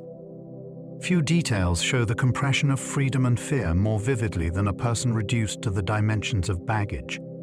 Musicians, athletes, and artists found unusual ways to flee. The urge to escape touched every kind of life, including those that might appear glamorous from a distance. Musicians, athletes, and artists were not immune to the pressures of surveillance, restricted movement, and political control. In fact, their profession sometimes created unusual opportunities and unusual risks. An athlete might travel for competition. A musician might perform abroad. An artist might attract official suspicion for independent thinking or contact with foreign circles. These positions opened narrow cracks in the system that others did not have, and some used them with daring creativity. What makes such stories so compelling is the contrast between public talent and private danger. A concert, a tournament, or a cultural trip could become more than a career moment. It could become the setting for a life-changing decision not to return. These cases also remind us that the wall was not only a problem for the visibly oppressed. It shaped the fates of gifted people whose skills crossed borders more easily than their bodies were allowed to. Not every escape reached the other side alive. For every story that ends in astonished freedom, there are others that stop in terror, injury, or death. That truth gives the history of escape its moral weight. It prevents the subject from becoming merely a catalogue of ingenious adventures. The border was designed to punish failure, and failure could come brutally fast. A person might be spotted at the wrong instant, lose balance, misjudge timing, or fall short by only a few steps. Many who tried never reached safety. Their stories often linger because they carry an unbearable proximity to freedom.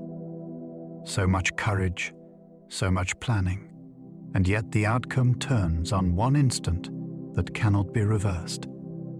This is why the Berlin Wall remains so haunting. It was not simply a political symbol or a feat of engineering. It was a system under which hope could become mortal danger in a heartbeat. To remember the dead is to remember what the wall truly demanded from anyone who dared to challenge it. Failed escape attempts often ended in prison for years. Death was not the only punishment waiting on the wrong side of an unsuccessful attempt. Many who failed to flee were arrested, interrogated, and sentenced to years in prison. That fact adds another layer of fear to the history of escape. A person weighing the chance of flight was not choosing between freedom and simple disappointment. They were risking captivity under a state already determined to make an example of those who defied it. Prison could mean isolation from family, damaged health, lost opportunities, and a future marked by suspicion long after release. The punishment reached forward in time. It did not merely stop the escape. It reshaped the life that followed. This helps explain why every successful crossing was so extraordinary. The people who tried knew the stakes could extend far beyond the border itself. Even survival after failure might come at enormous cost. Under those conditions, the decision to attempt escape was not reckless fantasy. It was a calculation made under the shadow of years stolen away. Families who stayed behind could face punishment and surveillance. The cost of an escape attempt did not always end with the person who ran. Families left behind could find themselves under suspicion, pressured by authorities, and subjected to surveillance or professional consequences. That widened the cruelty of the system dramatically.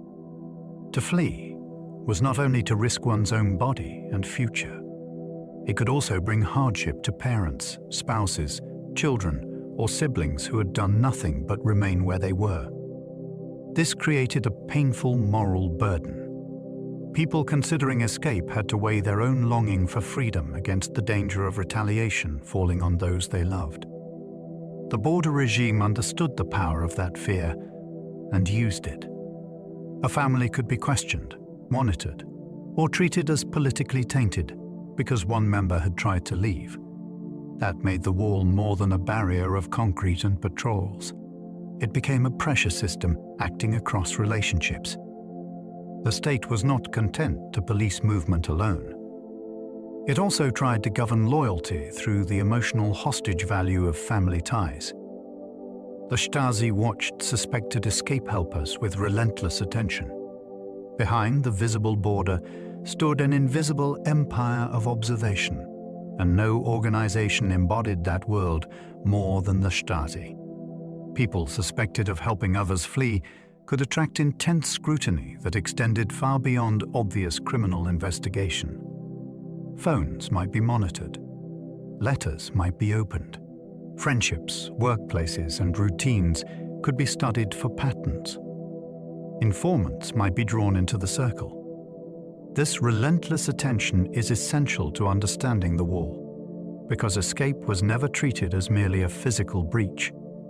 It was understood as conspiracy, betrayal, and political defiance. That meant helpers were dangerous in a special way. They represented solidarity moving against the grain of the system. The Stasi sought to break such networks before they could act, and often to do so quietly enough that fear spread without dramatic public spectacle. The result was a society in which secrecy itself became exhausting. To help another person toward freedom was not simply an act of courage. It was an act carried out under the possibility of relentless, invisible pursuit. Trust became dangerously fragile in a divided Berlin. One of the wall's deepest effects was not concrete, wire, or paperwork, but the corrosion of trust. In a city shaped by surveillance, informants, and political fear, people could no longer assume that private speech would remain private or that sympathy would be answered safely. A friend might be loyal. A co-worker might be cautious. A neighbor might report what they heard. Under those conditions, trust became delicate and risky, something measured out carefully instead of given freely. That damage matters because human life depends on informal confidence in others. Friendships, romances, family conversations, and plans for the future all grow poorly in an atmosphere of suspicion. The border therefore divided more than territory. It entered the social fabric and made ordinary closeness harder to sustain. This may be one of the most lasting injuries the wall inflicted. Concrete can be broken. Bureaucratic systems can collapse. But once a society learns to be wary of itself, the repair takes far longer, because fear lingers where openness used to live. The wall changed the emotional geography of daily life. A city is not only streets and buildings. It is also expectation, habit, and the invisible map people carry inside themselves. The wall rewrote that inner map.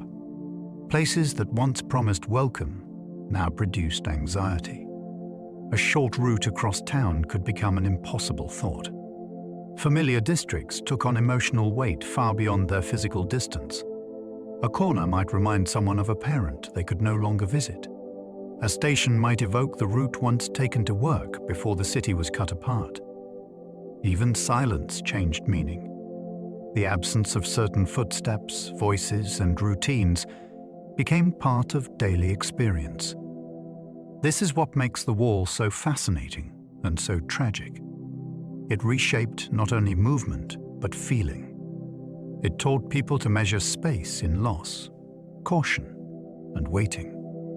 The geography of Berlin became psychological as well as political. Streets were still there, yet they no longer meant what they had meant before, because emotion itself had been reorganized by division. Relatives could sometimes wave across a border they could not cross. Few images capture the cruelty of the divided city more sharply than families able to see one another and yet unable to meet. In some places, the separation was not abstract or distant. It was heartbreakingly close. Relatives might stand on opposite sides of a barrier, exchanging gestures, raised arms, or shouted words carried imperfectly across open space. The nearness made the prohibition feel almost unbearable. This was not exile to another continent. It was separation, measured in sightlines.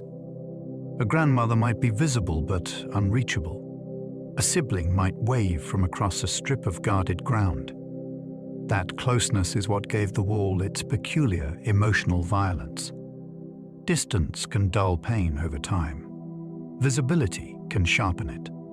To see a loved one and still be prevented from embracing them created a kind of torment that politics alone cannot explain. The border did not merely interrupt contact. It transformed recognition itself into suffering, because the eyes could travel where the body was forbidden to go. Children grew up knowing the wall as normal.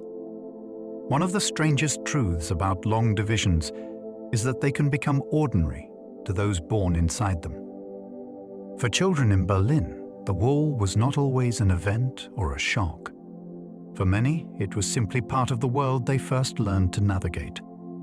They saw barriers, patrol zones, and restricted spaces before they fully understood the history behind them. Adults remembered a city that had once been whole. Children often did not.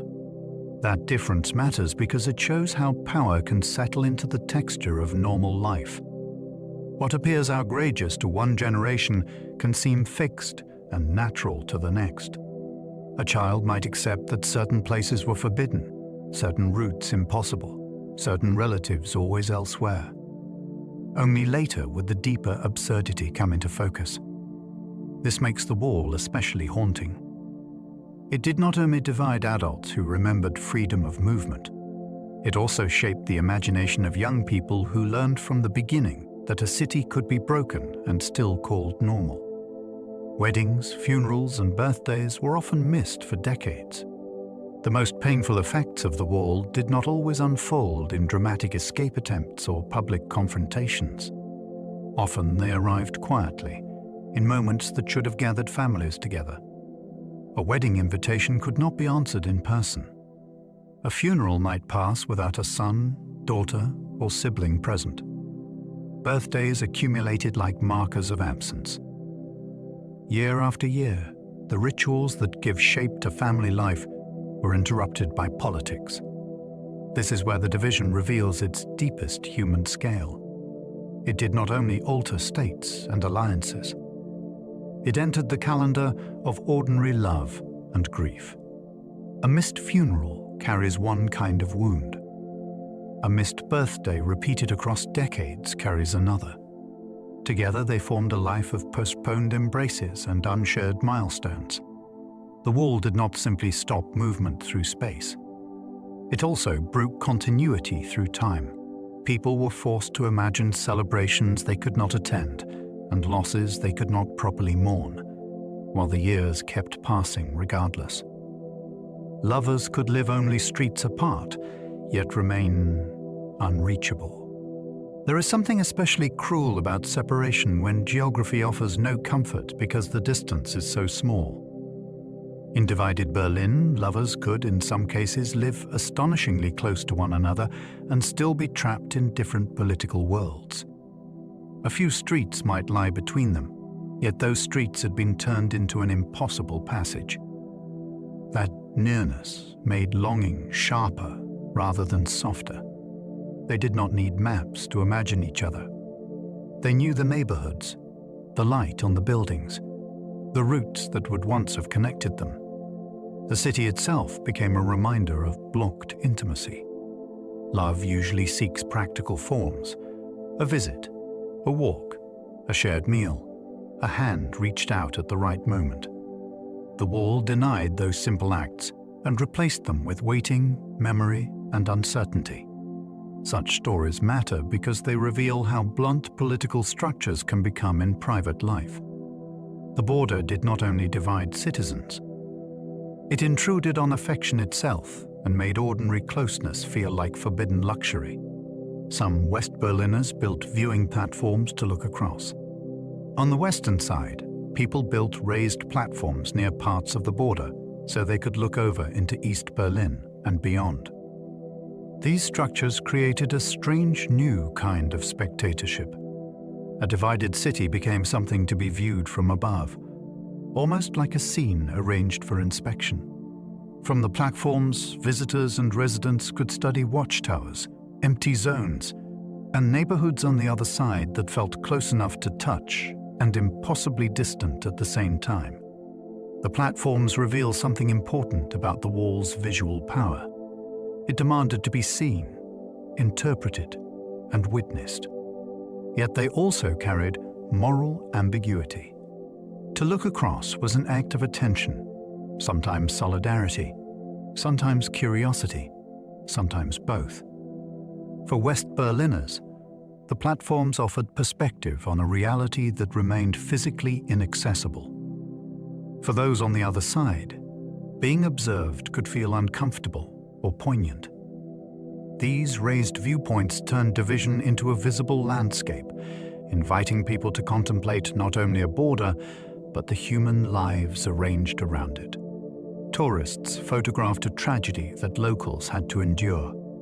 As the wall became famous, it also became a destination.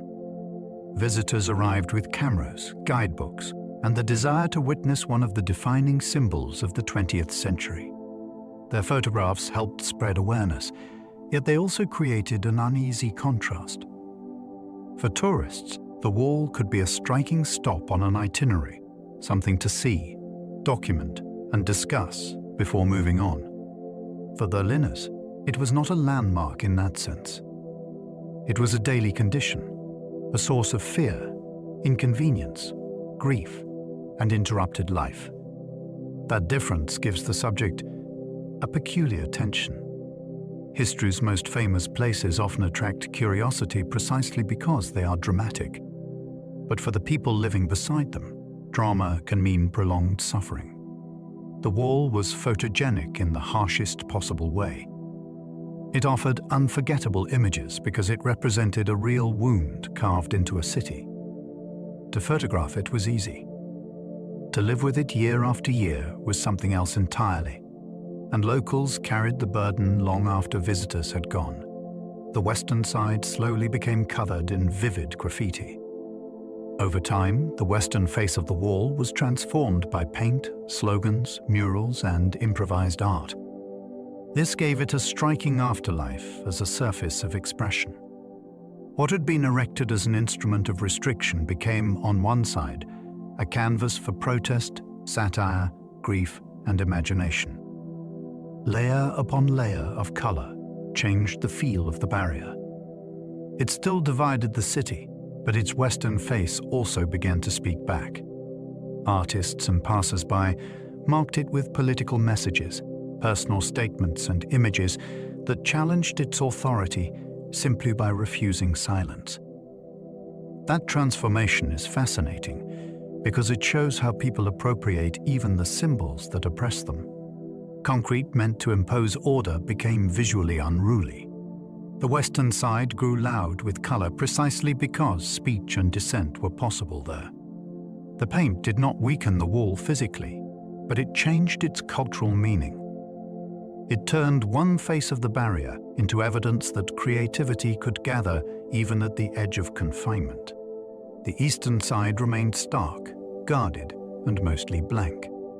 The difference between the two faces of the wall was extraordinary.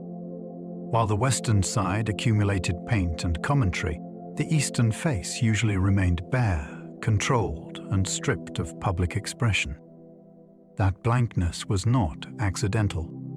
It reflected the logic of the border itself. On the East German side, the wall stood inside a guarded zone, where ordinary access was restricted.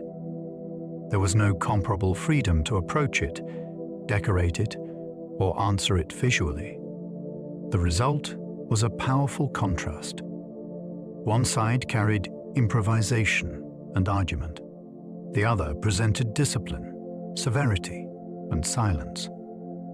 This made the wall not only a barrier, but a mirror of two political cultures placed back to back.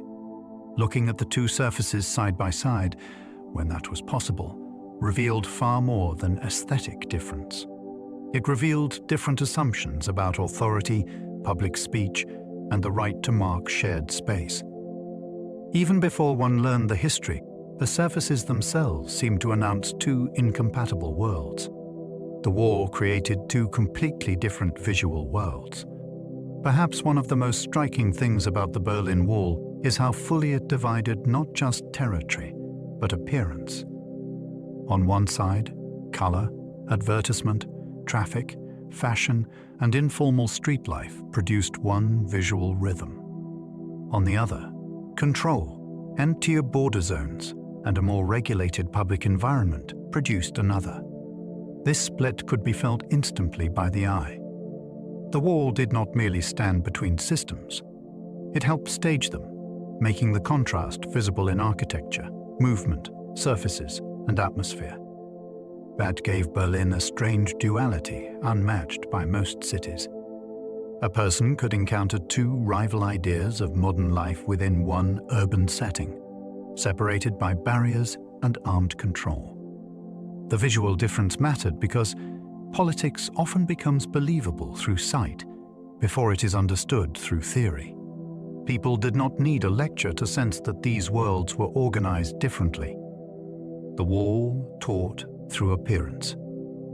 It made ideology visible, and in doing so, turned the city itself into a living comparison. Few who saw it ever forgot. Presidents, protesters, and pop stars all used the wall symbolically. Very few structures in modern history have been asked to carry so much meaning by so many different kinds of people. The Berlin Wall was not only a border. It became a stage prop for the age itself. Presidents stood before it to frame democracy against dictatorship. Protesters gathered near it to denounce repression, nuclear fear, or the division of Europe. Musicians and performers used it as a backdrop because its image already spoke before a word was sung. That symbolic power mattered because the wall could compress enormous ideas into one visible form. A camera did not need long explanation. One section of concrete could suggest captivity, defiance, grief, ideology, and hope all at once.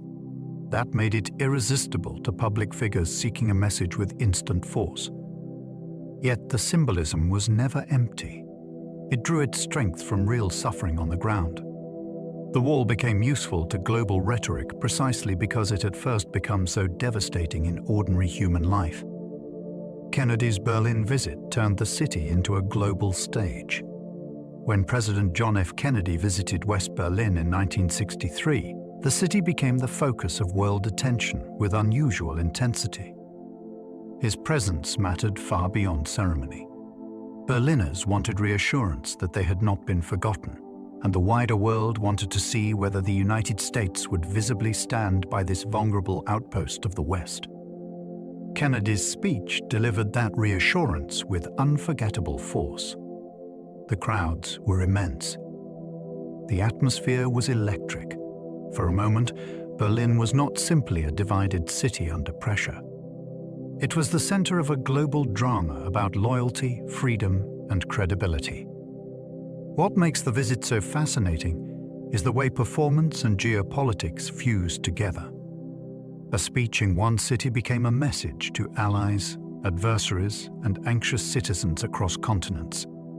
Kennedy did not lower the wall or end the crisis, but he helped transform Berlin into a moral theater where the Cold War could be felt in the body, heard in the voice, and seen by the world. Reagan later demanded that the wall be torn down. In 1987, another American president came to Berlin and used the wall not simply as backdrop, but as direct target. Ronald Reagan's speech near the Brandenburg Gate is remembered for its challenge to Soviet leader Mikhail Gorbachev, a demand that the barrier be removed. What gave the movement its force was not just the line itself, but the timing. By then, the wall had stood for decades. Many had come to see it as grimly permanent. Reagan's words pushed against that mood of resignation. They treated the wall not as an established fact to be managed, but as an outrage that should end. The speech did not cause its fall by itself, yet it helped keep the moral argument alive in public form. That matters. Political structures often survive partly because people stop imagining their removal. Reagan's rhetoric refused that habit. He spoke as if the unimaginable ought to become imaginable again, and within only a few years the concrete certainty of the wall would begin to crack. The wall inspired novels, films, songs, and spy stories. The Berlin Wall entered culture so deeply because it already felt half like reality and half like metaphor. It had all the ingredients artists and storytellers are drawn to: divided loyalties, hidden passages, secrecy, danger, yearning, and a city where every meeting could carry political weight. Novelists found in it a perfect setting for betrayal and moral ambiguity. Filmmakers used its imagery to create instant tension and atmosphere. Songwriters turned it into shorthand for separation, fear, and the dream of release.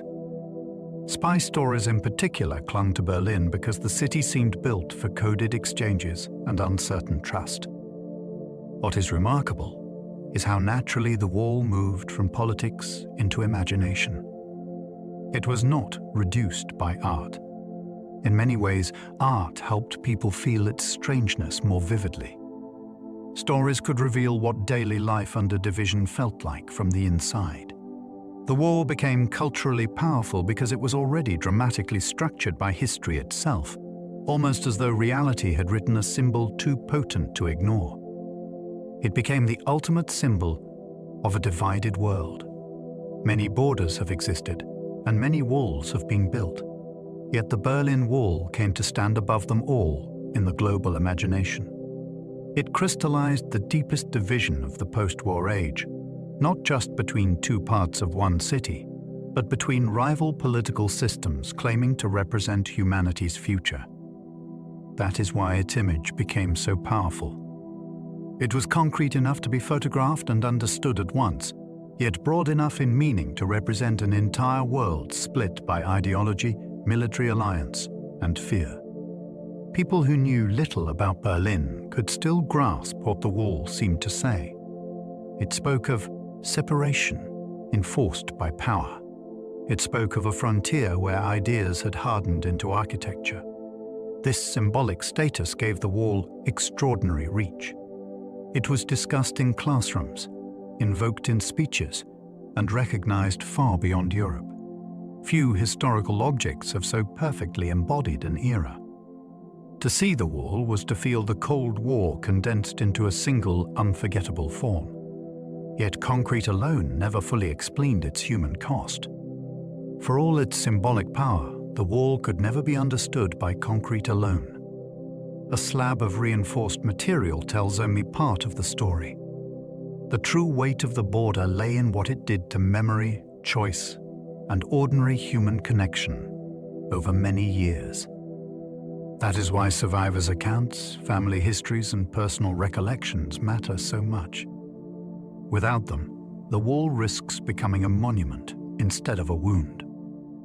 Concrete can suggest division, but it cannot by itself explain waiting through decades for reunion, shaping one's speech in fear, or growing old on the wrong side of a life once imagined differently. The physical barrier was only the visible shell of a much larger system of emotional and political damage. This distinction matters because famous symbols often become simplified by repetition. The Berlin Wall deserves to remain more troubling than that. Its meaning was never exhausted by architecture. It lived in the countless altered lives pressed into its shadow across a generation. Change began when communist control weakened across Eastern Europe.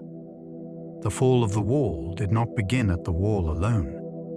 It emerged from a wider loosening across Eastern Europe, where communist governments were facing growing pressure, weakening authority, and a changing political climate in the Soviet Union itself. This broader context is essential because it shows that Berlin's dramatic ending was part of a regional unraveling rather than an isolated miracle. Reform movements gained courage as the old certainties weakened. Citizens watched events in neighboring countries and realized that the system might no longer be as solid as it looked.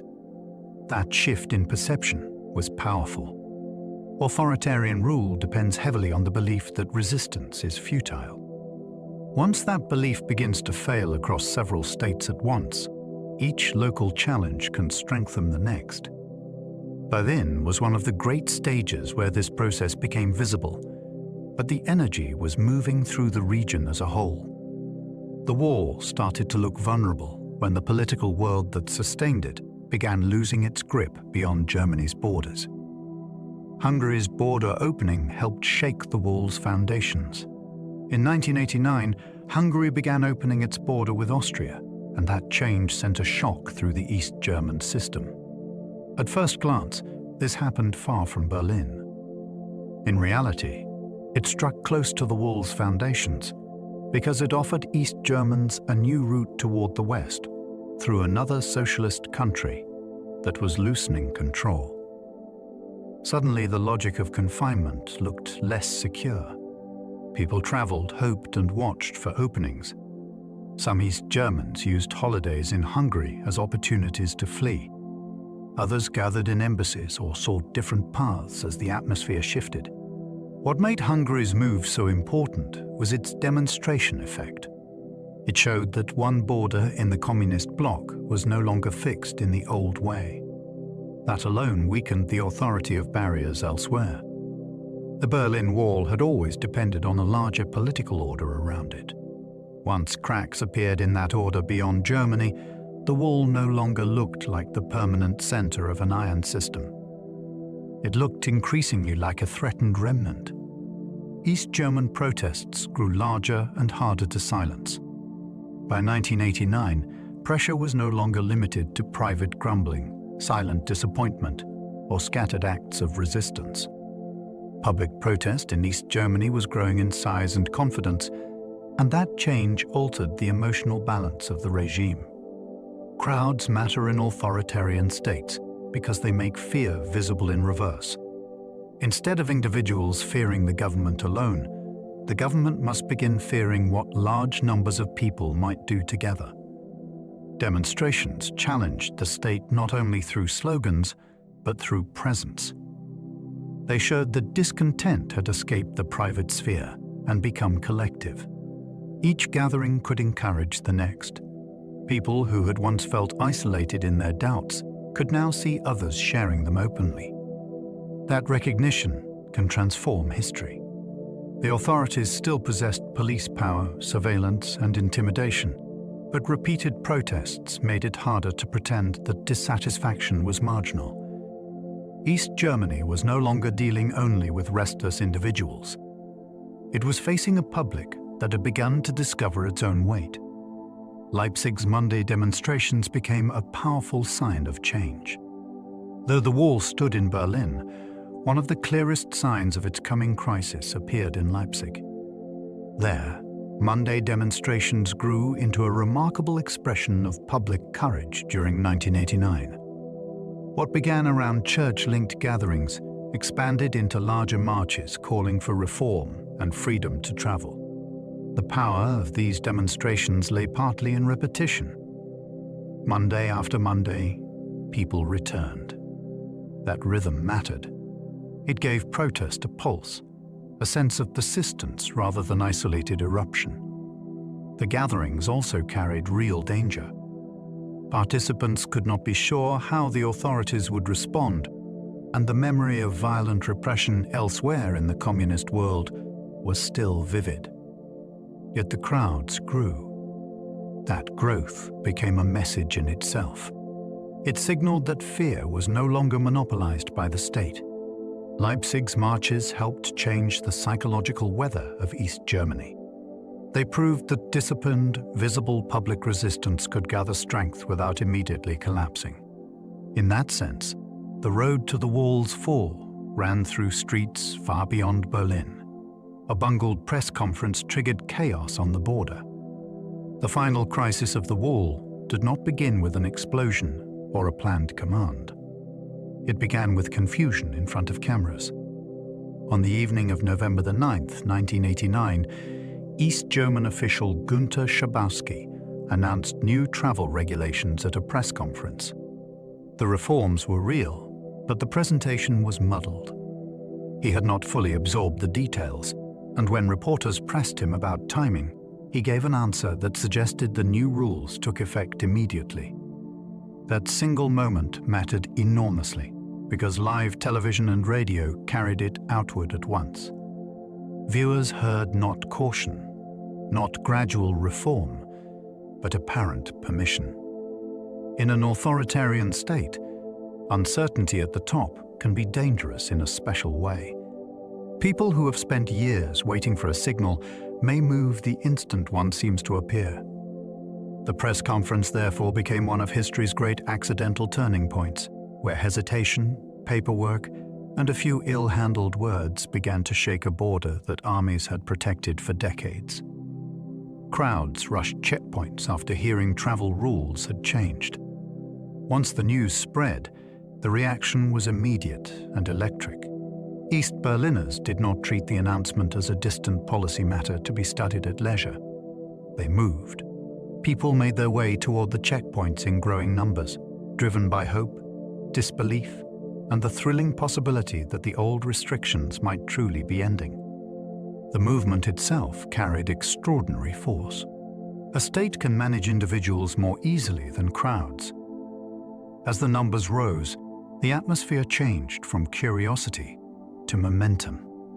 Families, friends, and strangers pressed toward the border because no one wanted to miss the moment or be left behind if history had suddenly opened. What makes this scene so gripping is the speed with which private listening became public action. A phrase spoken at a desk became bodies in motion through the city. That transformation reveals how unstable the wall had become by late 1989. It still stood physically, Yet its authority was already weakening in the minds of the people surging toward it. Confused guards finally opened the crossings without clear orders. At the checkpoints, the guards faced a crisis their system had not prepared them to handle. Larger and larger crowds demanded passage, insisting that the rules had changed and that they now had the right to cross. Yet the men on duty had received no clear instruction for such a moment. Phones rang.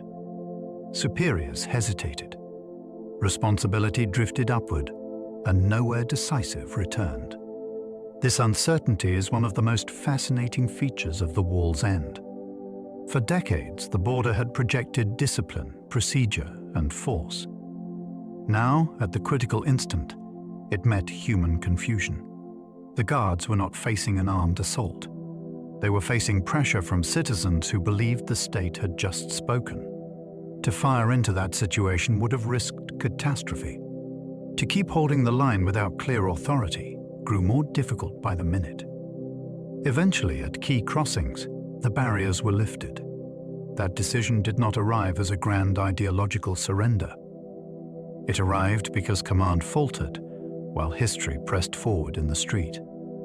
Berliners climbed the wall and celebrated through the night. Once the crossings opened, the city moved into one of the most unforgettable nights of the 20th century. Berliners poured through, across, and around the barrier that had shaped their lives for nearly 28 years. Many did not merely pass it, they climbed onto it. That image became instantly iconic because it reversed the meaning of the structure in public view. What had long been a symbol of danger and control became a stage for joy, disbelief, and release. People stood on the concrete where guards had once watched for fugitives. They waved, shouted, laughed, and celebrated beneath television lights and the gaze of the world. The sheer physicality of the moment mattered. History was not happening behind closed doors. It was happening in bodies balanced on concrete, in faces lit by exhilaration, in a crowd refusing to act as though the wall still possessed the old authority. By night's end, Berlin looked less like a divided city than a place joy had abruptly reclaimed. Strangers embraced each other on top of the barrier. One of the most moving features of the wall's fall was the way private emotion became instantly communal. People who had never met hugged, laughed, cried, and steadied one another atop the concrete. That matters because the wall had been built to separate, categorize, and control. On the night it opened, strangers answered it with contact. They crossed not only a border, but the invisible distance that fear and politics had imposed for years. These embraces were not decorative gestures for the cameras. They were spontaneous acts of recognition between people who understood, even without introduction, that they were living through something immense together. A divided city was discovering itself again in real time. The hugs on top of the wall remain powerful because they make the event feel human at its core. Great political change can seem abstract from afar. An embrace never does. It tells the truth immediately.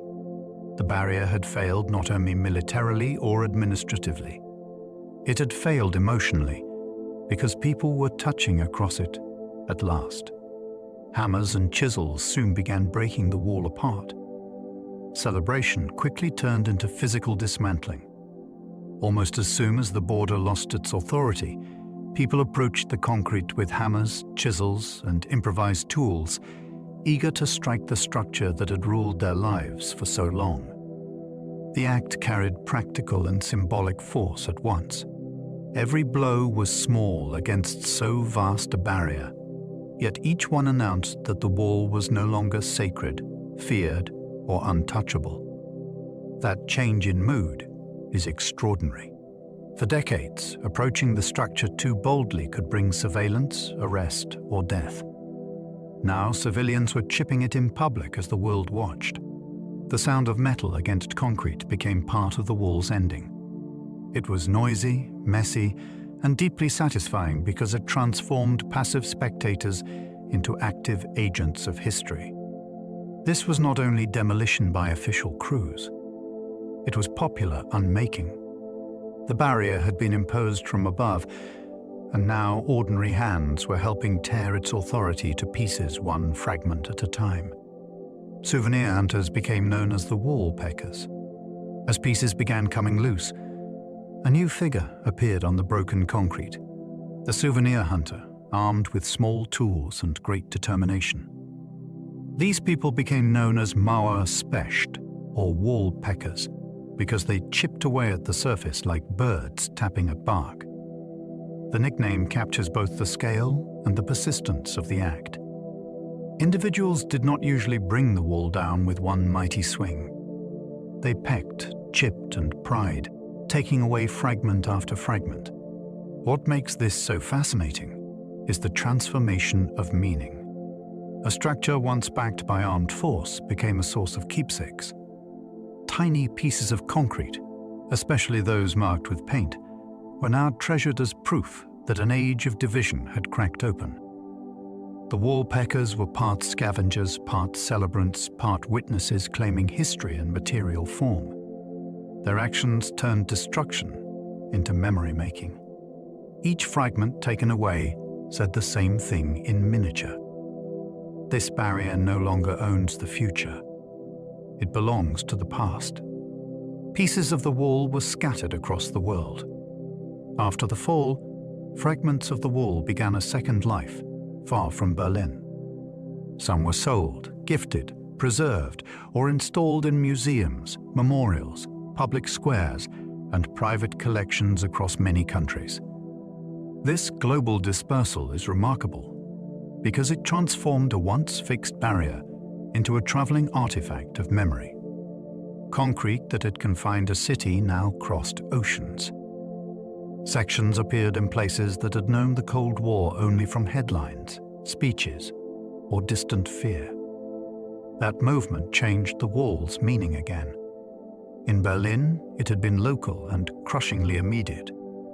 Abroad, it became educational, commemorative, and symbolic in a new way. People could stand before a slab in another country and feel connected to a story once anchored in one divided city.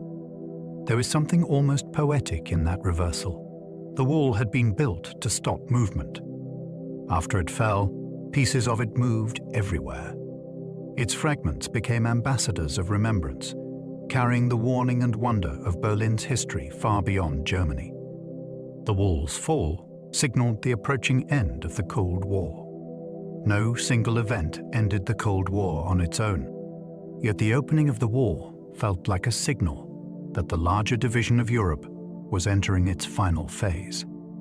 For decades, the barrier had stood as the most visible proof that the post-war world was split into rival camps. When it cracked, the meaning reached far beyond Berlin. Observers understood at once that something huge had shifted in the balance of power, legitimacy, and historical direction. The wall's fall did not instantly dissolve armies, alliances, or suspicion. Those structures remained. Yet the emotional center of the Cold War had been punctured.